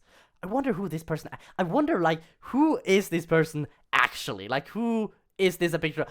I wish I knew. Like, if anybody ever finds out, they need to tell. Because at this point, just from a joke on a meme review on GT Live, we call him Ed Krause. But it's yeah. that is just fascinating. I hope someone finds out, or that he finds Theory's channel and he goes, "That's me," and then everybody gets to know who he is. Your eyes aren't exactly the same angle. The result here is that we've taken a concept that was meant to be an evolutionary theory from way back, and we've turned it into a kind of judgment machine for totally normal people here in modern times. My hairline is so weird. The pores are huge. My nail beds suck. Why is a theory about evolution turned into a way of measuring tiny differences in people's faces? Well, that one's easy. Money. Plastic surgeons, Cosmo magazines, oh makeup boy, companies, and tutorials, all of them lashed onto this idea over Hate a it. decade ago, primarily as a way to sell products, services, and procedures to clients who aren't symmetrical down to the millimeter and are therefore defective. By pointing out differences most people aren't consciously aware of, companies are now able to make people feel self-conscious enough about their appearance to get a nose job, a brow lift, a little Botox. I can't say I'm past feeling self-conscious. I've gotten, for the last few years, I have cared very little about what other things of how I look. Hence why, I let my beard grow until it's time for Christmas celebration at home, at which point it has to go, unfortunately. And when I go to a wedding and such, stuff happen, but yeah. I like to let my beard grow, and I have a very weird beard. It gets all sorts of scruffy and weird, and it is asymmetrical. It grows less on the right side than on the left. It's already it's bushier on the left side than the right. I am a very asymmetrical person, but I don't care. I like my beard, but I have to occasionally shave it for convenience. Also, when it gets too long, it gets kind of in the way, but I don't like being clean shaven either, so who cares? And buy makeup to shape their face into a god of symmetry. The result, unsurprisingly, is that an obsession with correcting a totally normal face to make it perfect isn't doing great things for people. After publishing their article about how to make your face more symmetrical, Cosmo then published a follow-up article about how the TikTok filter is destroying self-esteem. Wow. Speculate that it's contributing to body dysmorphia in teenagers. You think? Yeah. Who's responsible, huh? See that half half the viewers are worshipping the revered symmetrical ones, and half are feeling incredibly down about their self-image. So it Aw. seems like applying Yeah. evolutionary advantage theory to people's normal faces isn't helping anyone except big Botox. Except we decided to take it a step further and show that none of it is even statistically accurate. I'm Nice. here to tell you that just making someone's face more symmetrical does not make them more attractive. And I have the data to back it up. Don't believe me? Well, just ask yourself. It turns out that you, the very likely viewers of this very episode, have been Oh, here we the go. ones Here we that go. reached this conclusion. That's right. About 6 weeks ago, over on Little Old GT Live, our gaming-filled talk show, I posted a poll asking you to rate the attractiveness of various people's Was it- faces from Was it 6 months ago? The MatPat being on Power Wash Pals with Markiplier was 5 months ago. Wait, what is the date here? Because that was September. Back in September. No, this okay. About 6 weeks ago, No, 6 weeks. Oh, please. Brain, work, please. Weeks are not months. Months are not weeks. Okay, good. But yeah, that's okay. So that's after. Oh, I remember everything wrong because I thought it was before the new channel revelation. But this is. No, it was the channel revelation came just. When was the? Hang on. I need to check when exactly that, because that was let's see. What's next? This is not my channel. 1 month ago. And it says December 20th. Okay, so this video 3 days before came 3 days before the I sold my channel video, which I believe I watched this one pretty early on and probably did the survey immediately. So I wasn't wrong, but I was closer than I thought I was. over on Little Old GT Live, our gaming-filled talk show, I posted a poll asking you to rate the attractiveness of various people's faces from very attractive to, not for me. Yep, it was for this very episode. See, dropping hints for style theory right under your noses. And hey, if you want to be a part of future episodes or polls or surveys like this, take a second to subscribe right now. We're going to be doing a lot more surveys and polls like this on this channel, both during end cards and on the community tab. So subscribe and make sure you get notified. Speaking of the community, oh, I have to. Just out of curiosity, is there anything on the community tab? Not that one. Nope. There's a playlist, and there's all the shorts. One. There's one short, which I'm gonna watch after I'm done with all these, because it's probably just gonna summarize one of the videos, which is usually what happens. So you too can potentially be featured in upcoming videos. Anyway, here's how I am featured in this one! questions we show each participant a series of faces, including stock image faces as well as faces flipped across the midline by our pro theorist editors in Photoshop to ensure that they were perfectly symmetrical. We then randomized all the faces, and 40,000 of you gave your responses in just one weekend, which means that we now have the definitive data about whether symmetrical faces really rate as more attractive. From the data, we learned 3 major things from this poll. There were a lot of First, weird faces there. perceptual biases theorists. See, we added our own natural and symmetrical faces into the mix as a way to try and even the playing field. Yeah, because like when I saw the theorists, I was like, it was like a game of spot the difference. I was like, what? Is there anything wrong here? Is there anything different? And I actually went back and compared to previous pictures of, like, not just of the theories, but of faces that I recognized I'd seen before, but like that were slightly different. I was like, like, what is, like, I don't know. But, like, I compared, but I also, like, of course, I rated them like I would, like, anyway. So, anyway, So let's go. if ever you flatterers decided to mark us all super high on the attractiveness scale, certainly aware that we are a cute bunch. I tried not to do that. There were, like, but I think to this extent, I think there's one thing, I hope he mentions this, but it goes back to, like, familiarity. Because we are familiar with his face, Stephanie's face, Amy's face, Tom's face recently, Ash's face, like, all of your faces. We know your faces, and we have gotten used to them, and we can find them more attractive at a glance, because, oh yeah, we've seen you before, hi, you're a good-looking guy. And so, I think that's a very, like, interesting thing. Like, I didn't put any, I don't think I put anyone, I think there was one woman, and it wasn't even one of the theorists, I think there was one woman, I was like, oh, that's a 10. And that was the only 10 I gave. And I don't remember what it looked like, so egg on my face. But, like, otherwise it was all, like, it did go all the way from 1 to 9 in the other cases. And some of the theorists, fair enough, went all the way up. But, like, MatPat, when I saw his face, but something was very off, I was like, no, I'm going a little bit down. And then, But like Steph had the same thing. Like I had one where I rated her as a 9. I remember because. Fun fact, Steph is an attractive woman. MatPat's a lucky man. No, I'm not coming on to her. I know I can't have her. I would not at any moment and try to advocate for anyone to try to get on her because I think MatPat and Steph work so well together. They seem happy together and nobody should get between that, okay? Are we just clear on that? Anyway, I gave Steph a 9 in one photo, but in another one there was something, I think there was something with her eye, and I was like, what's wrong? What have they done? What is this survey? And I went down to like a 3 or a 4 or something because it just looks so weird. Like if she came up to me and something was up with that, I would go, what's up? What's happening? What's wrong with you? Do you need to go to the doctor? Because it was like, it was not attractive. It was weird. So I truly tried to leave my biases alone, but familiar faces probably end up feeling more attractive to people because we've seen them before. We know them. They're familiar. We like them. And it's also like, it's on the point where like, since we know them to some extent, we know their personalities, and personality can play a big role in like attractiveness as we, like how we perceive them.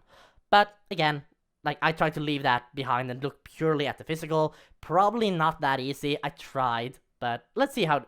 Anyway, that's enough stalling. Let's see what happened. I know we're not that cute. Case in point, Dan. Obviously. No, Dan, I'm sorry. You just chose the weirdest picture. I remember that I did not put you on a 10. I'm sorry. I'm sorry. I tried to be realistic, but like also I'm a straight dude. I try to leave my straightness like be on the side and just okay, how attractive, like how good looking are you? And you're not bad looking. You're on the like this end of the scale. You're on the right end of the scale, but you're not like I think I was like it's 6, 7, all depending on what weird stuff they done to your face. But I'm so sorry that you have to go through this. But also, why did you choose this picture? You could have done so much better than that. That is not that's not an especially flattering picture. If this was all I knew about you, and I tried to base everything on the picture provided.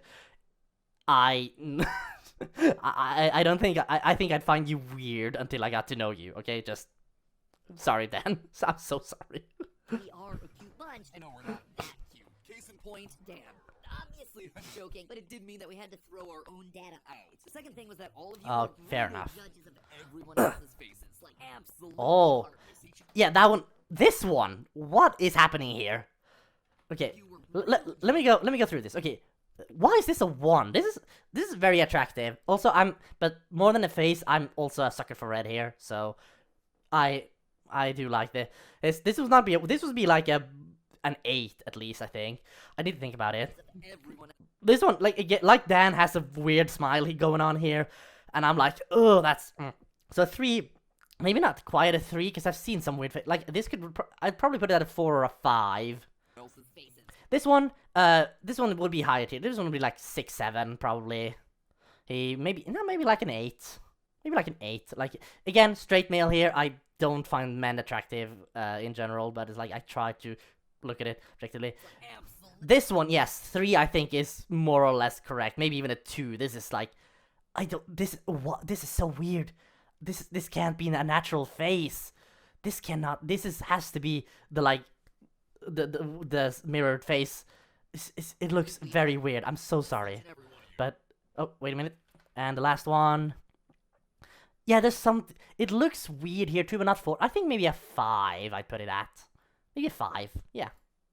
But most importantly, the third thing we learned was that striving for symmetry isn't just striving for an impossible beauty standard, it's striving for a standard that doesn't relate to higher attractiveness scores. You guys were not interested in symmetrical faces. Theorist, no unique theorist, stock theorist, double, unique, face 45, face 20. Oh boy, they've gone through a lot. Do you need someone else to? I have experience in going through a lot of data in Excel files, and so do you need to hire someone? I'm here. Oh boy, and they'll probably have enough people. Hopefully, I hope. I actually hope they do. Oh yeah, that one's also like the eyes here. Why the dark eyes? That's a weird one. That would be like a 3 or something. We already talked about this.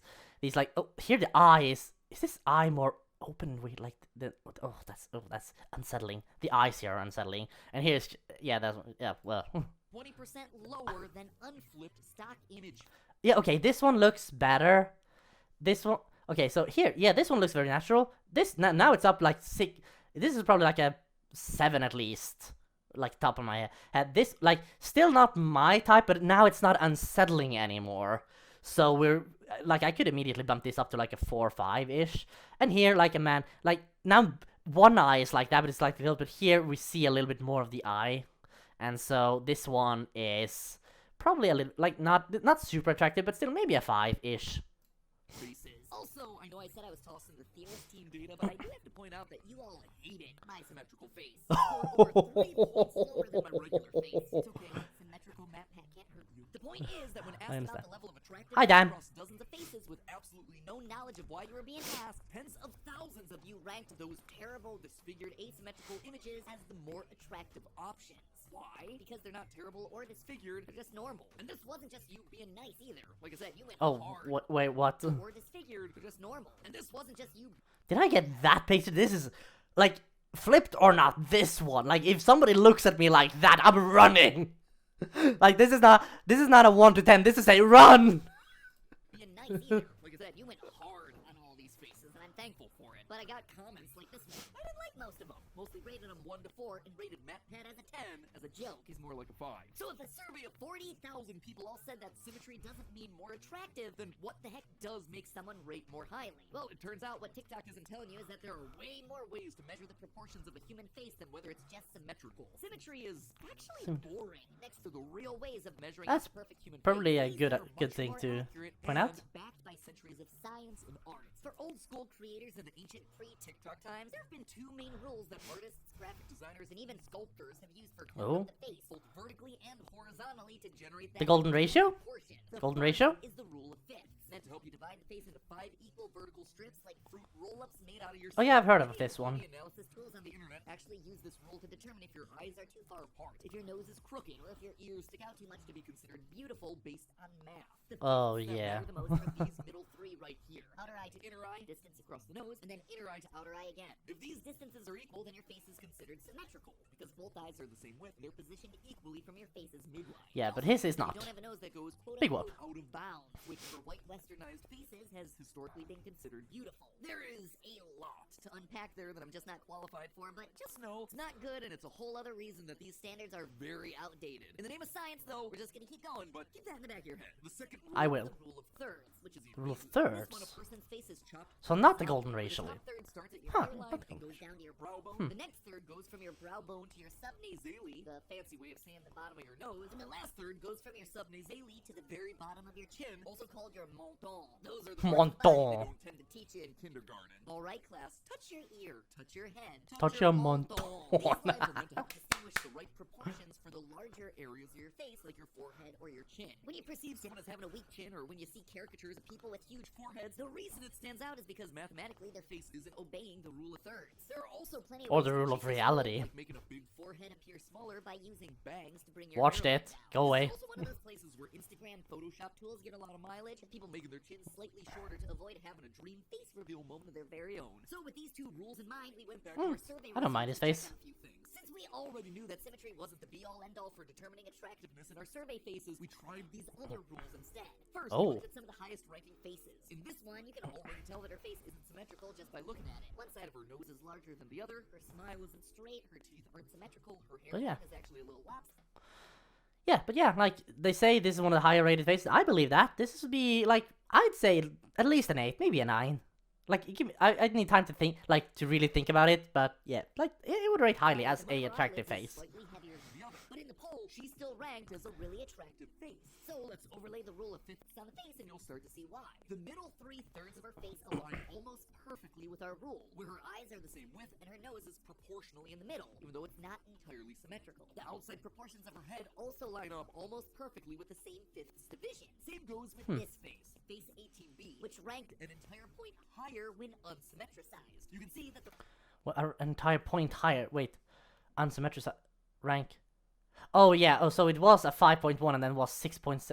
Yeah. So like, okay, let me. Okay, so here is a symmetrical face, now I'm gonna have my bias. Okay, I'm gonna try to rate.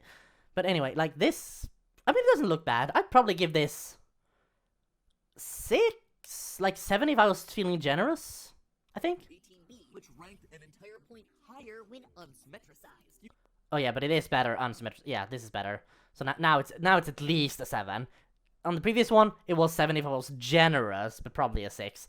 Now it's like clearly at least 7, maybe an 8 if I'm generous. So I believe a point higher. You can see that the rule of fifths also fares really well here, with those fifths extremely equal all the way across. And this model ranked extremely highly in our pull-out attractiveness. Compare this face to when we do make her symmetrical, and all of a sudden something looks off. Her face feels narrow, her features feel crowded. It's like there's too much going on not enough facial area. More symmetrical, but numerically Interesting. less attractive. We can also apply the rule of thirds to these faces and get the same great results. Our top ranker, face 3, again nails this, with almost 100% equal dispersion across the thirds of the face. This top Interesting. layer stock 2A also Okay, let's see. Hang on. Before you say anything, another top. Not. I wouldn't say this is not my style. Like this is not. This wouldn't rate that highly with me personally. No offense to whoever this is. But I'm feeling like a 5. I'm feeling like a 5 on this one. had excellently proportioned thirds. making the Showing my face biases, balance probably. approachable. But what about Not sure what they are, but I probably show them. Did they obey the same rules? Overall, they rated much lower on both the rules relative to our attractive counterparts. This poor dude, face 13. Oh yeah. Oh, that's. Oh no, no. That's like a 2. We know his head is slightly turned and accounted for that in the math. Okay, good. Editors, good job. I like the editors. They're very thorough. He had the unfortunate distinction of being one of the lowest rankers in the poll. At first glance, he seems like a totally average guy. But carving him up into 5 slices like a loaf of bread, you can see that one eye is longer than the other and his ears stick out even past the angle of his face. You saw that instinctively when you rated him a 3 out of 10 in your survey. Whew, told you guys were Okay, brutal. For the I rule of was thirds, in some, that. face 45 had foreheads that were disproportionate. Okay, yeah, this is a serial killer face. Can I just say that? This is a serial killer face. So, but, like, she is attractive, but she looks crazy in this one. So, like, this would be, it makes me uneasy, but, like, on attractiveness, probably like a 6 or 7.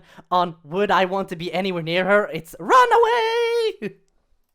Proportionately large compared to the middle third of the face. Or in the case of our fellow from last time, face 13, a huge chin relative to a kind of weak forehead and a long middle of the face, resulting in scores 50% lower than the attractive faces. So what about faces that society has collectively Oh yeah, here's the, they're going bringing in celebs, ooh. deemed very attractive? I took a look at 8 of the official sexiest people alive, according to the vintage outlet known as a magazine. Specifically, I looked at Yeah. People and FHM, or For Him Magazine. Very creative names there. But it did give me an official list of people to look at and see if Hollywood stars can even live up to these very standards. The Now I'm answer is curious. Mostly yes. Oh. For men, we tested Chris Evans, Michael B. Jordan, Harrison Ford, and Idris Elba. For the women, we looked at Rihanna, Scarlett Johansson, Gal Gadot, and Halle Berry. Right away, we can see that not everyone is completely even on both sides of their face. Chris Evans' left eye is slightly more closed than his right. ScarJo's smile's a little bit lopsided, and Harrison Ford is absolutely famous for his crooked nose and uneven grin. However, when I measured everything out, they all fared much better with our other rules, especially the women. All the women but Rihanna passed the rule of thirds, as did all the Oh, she men, has a big forehead, and Harrison Ford also a small forehead. Interesting. exception of Harrison Ford. When it came to the rule of fifths, again, the women tended to fare better. Well, none of our men actually passed this one. Some of Oh. them are certainly close, but funny thing that I'm noticing here when I line up all of the sexiest men versus women, the standard for symmetry is Interesting. a little wonky. Women on this list seem to fall much more within these rules than all of our most beautiful men, who wind up being a bit lopsided. Sometimes Interesting. That's gonna be a full episode on another day. I mean, just take a look at I'd like my that. sexiest man alive,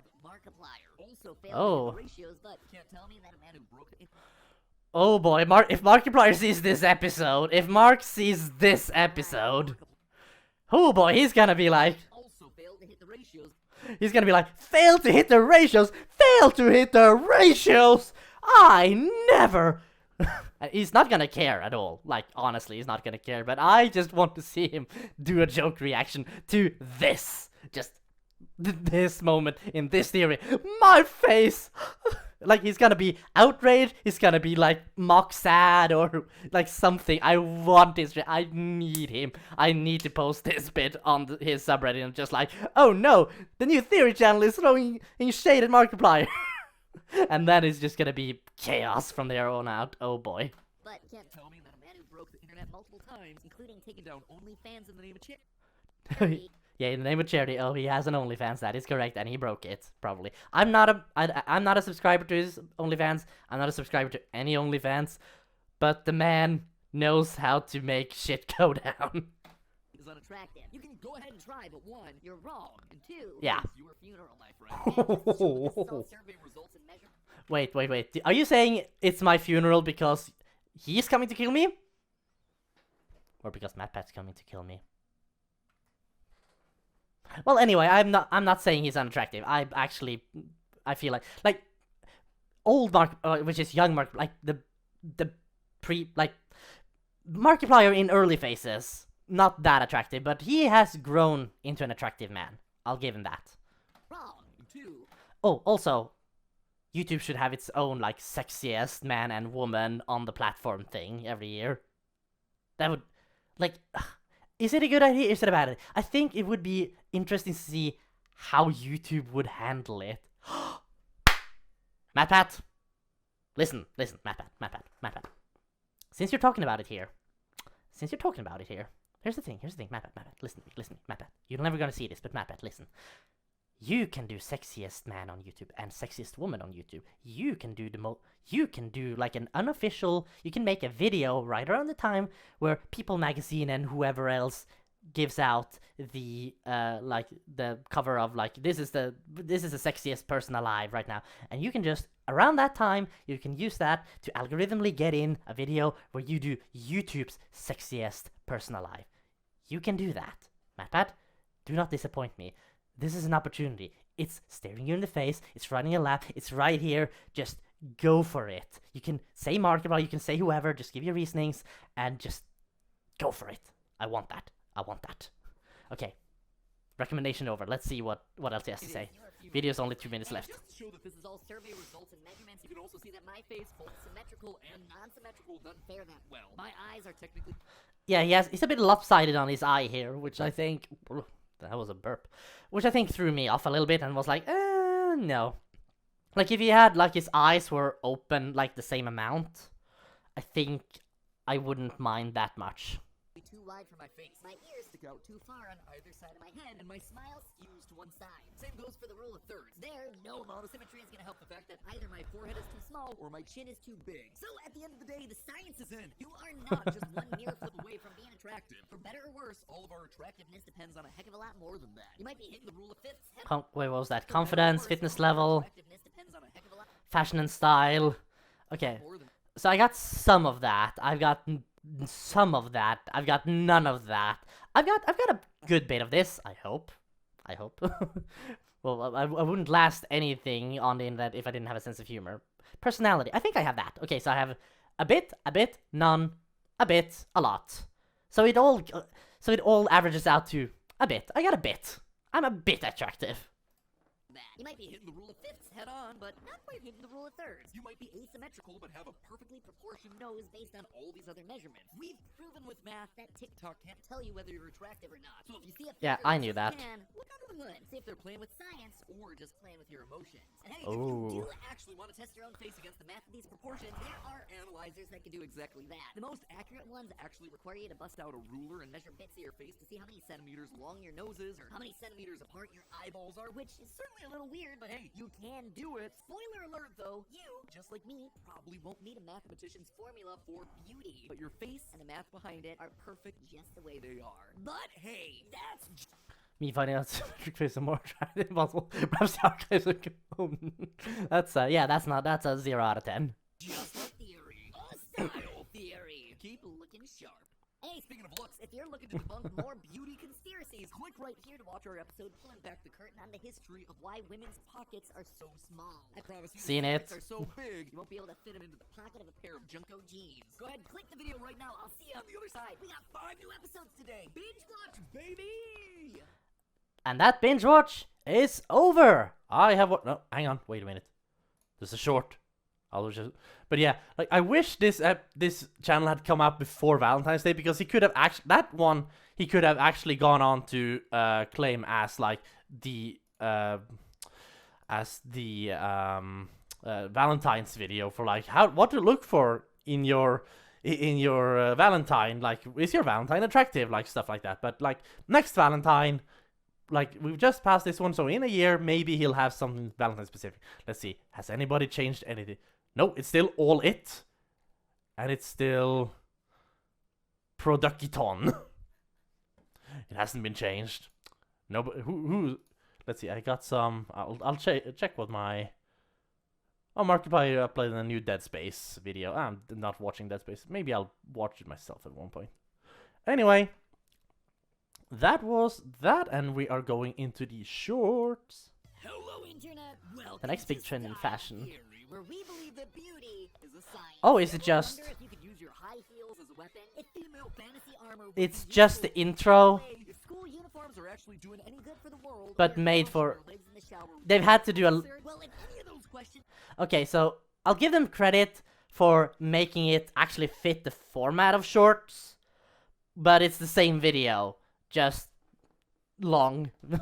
have ever crossed your mind, you, my friend, are a style theorist, and you should stiletto smash that subscribe button to join our community of 36 million theorists strong. How's anime affecting fashion? Why do these pants make my butt look big? What color should you really be wearing for your skin tone? And why are modern laundry machines making your clothes dirtier than they've ever been before? I need that We're theory. answering all of these questions and more as we break down beauty myths and scientifically test the hacks that'll save you time and money. All while going deeper into international style history across the globe. So go on, become a style theorist. Subscribe to the channel and pick yourself an episode because let's be honest, the best way to look is smart. Hello, Internet! And that's that. Okay.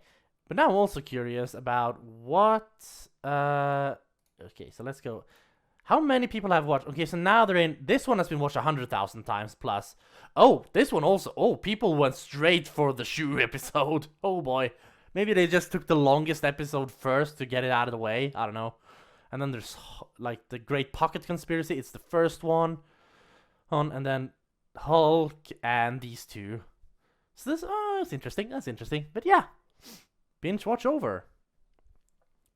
That was interesting. That was 3 hours. And my chair. I need a new chair. Ugh. It just starts to collapse if you put any pressure on. But how? Wait, how long are they? I guess roughly half an hour. But half an hour.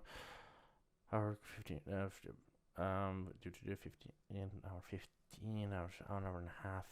It's a bit over an hour and a half of content, and I've sat here for over 3 hours, so this has been like not an effective watch. Like I would have watched all of these long ago if I just watched them by myself, but I decided to do this on stream, and I had a fun conversation with Deb both in the chat here in the video on the stream and in the Discord, which thanks Deb for being here. I think she's left now. It says I only have one viewer, but thanks anyway. I'm actually going to 325,000 subscribers on the first, like within the first, like it's been 5 hours. Not many channels manage this. Like even if you like proclaim with all your might that I am launching a new channel, like most channels don't get this kind of subscriber count within a few hours. But yeah, I think I am going to try to record and put out a video about why I thought this one was this channel was fake, what is weird about it, and like maybe some explanation and some questions about some stuff. Like there's been some stuff we talked about in Discord on the side here. I replied to quickly, but yeah, just like it's not gonna be like oh this was a bad, because I think like clothing is like, as I've said before, like they went less and less niche. They started on games, which was and probably still is the most niche channel. Then went over to film, which they thought was like, this is gonna be less niche, this is gonna be more mainstream, this is gonna be easier to do, and it's probably the less popular channel. Like it has more subscribers than Food Theory, I think. When it has Food 25, Film 11, yeah, so obviously a lot. But like in terms of like fan popularity in the moment, Food is the more popular one. And so but Food is way less niche because everybody eats and everybody wears clothes. So like everybody has an interest in both food and style. They've gone less and less niche and more generic with all their theories. And I wish they had a channel where they put out all of their like their meta theories, their like industry theories about like YouTube and the film industry, like stuff like that. in order to keep that off the main channel, like especially the YouTube theories, because like the sitting on the couch theories and doing serious stuff, like that wouldn't even need to be a weekly thing for me. It would just be I'd be subscribed, and like for those who are interested when stuff like this happens and when we have something to say on it, subscribe, and like you'll get some videos sometimes. Like once a month would have been good enough for me, or just when something important happens. But yeah, I understand that they don't. But that was fun. There's a new channel here. I am subscribed. From now on, there's going to be 4 theory videos for me every week. And there's 3 GT lives. There's going to be shorts, like, but they are short, so that, then I guess.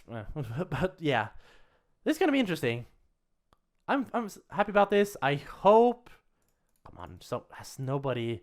Somebody must have the access to quickly go in and just do a little changey on these typos, these grammar errors. Oh well. Well, but I'm gonna head off. Thanks for watching, and I'll see you all tomorrow, probably, for a new one. This is, we're in the last third of the Streamuary, as I call it, which is a stream every day of February. Getting to the end, almost nobody has watched me as of now. Like, I get some occasional visitors, which is very fun. And I have 12 followers, which is not nothing, but it's as good as nothing in Twitch's eyes, probably. But, like, it's a fun experience. I love doing this, but I'm getting tired too, so I probably, after February, I probably won't stream that much or that consistently at roughly the same time. Like, I try to do it, like, within, like, a span of, like, a few hours every time. But, yeah, it's exactly what happened. Like, I don't know. But, gotta go now. Goodbye. Thanks for being here. Goodbye.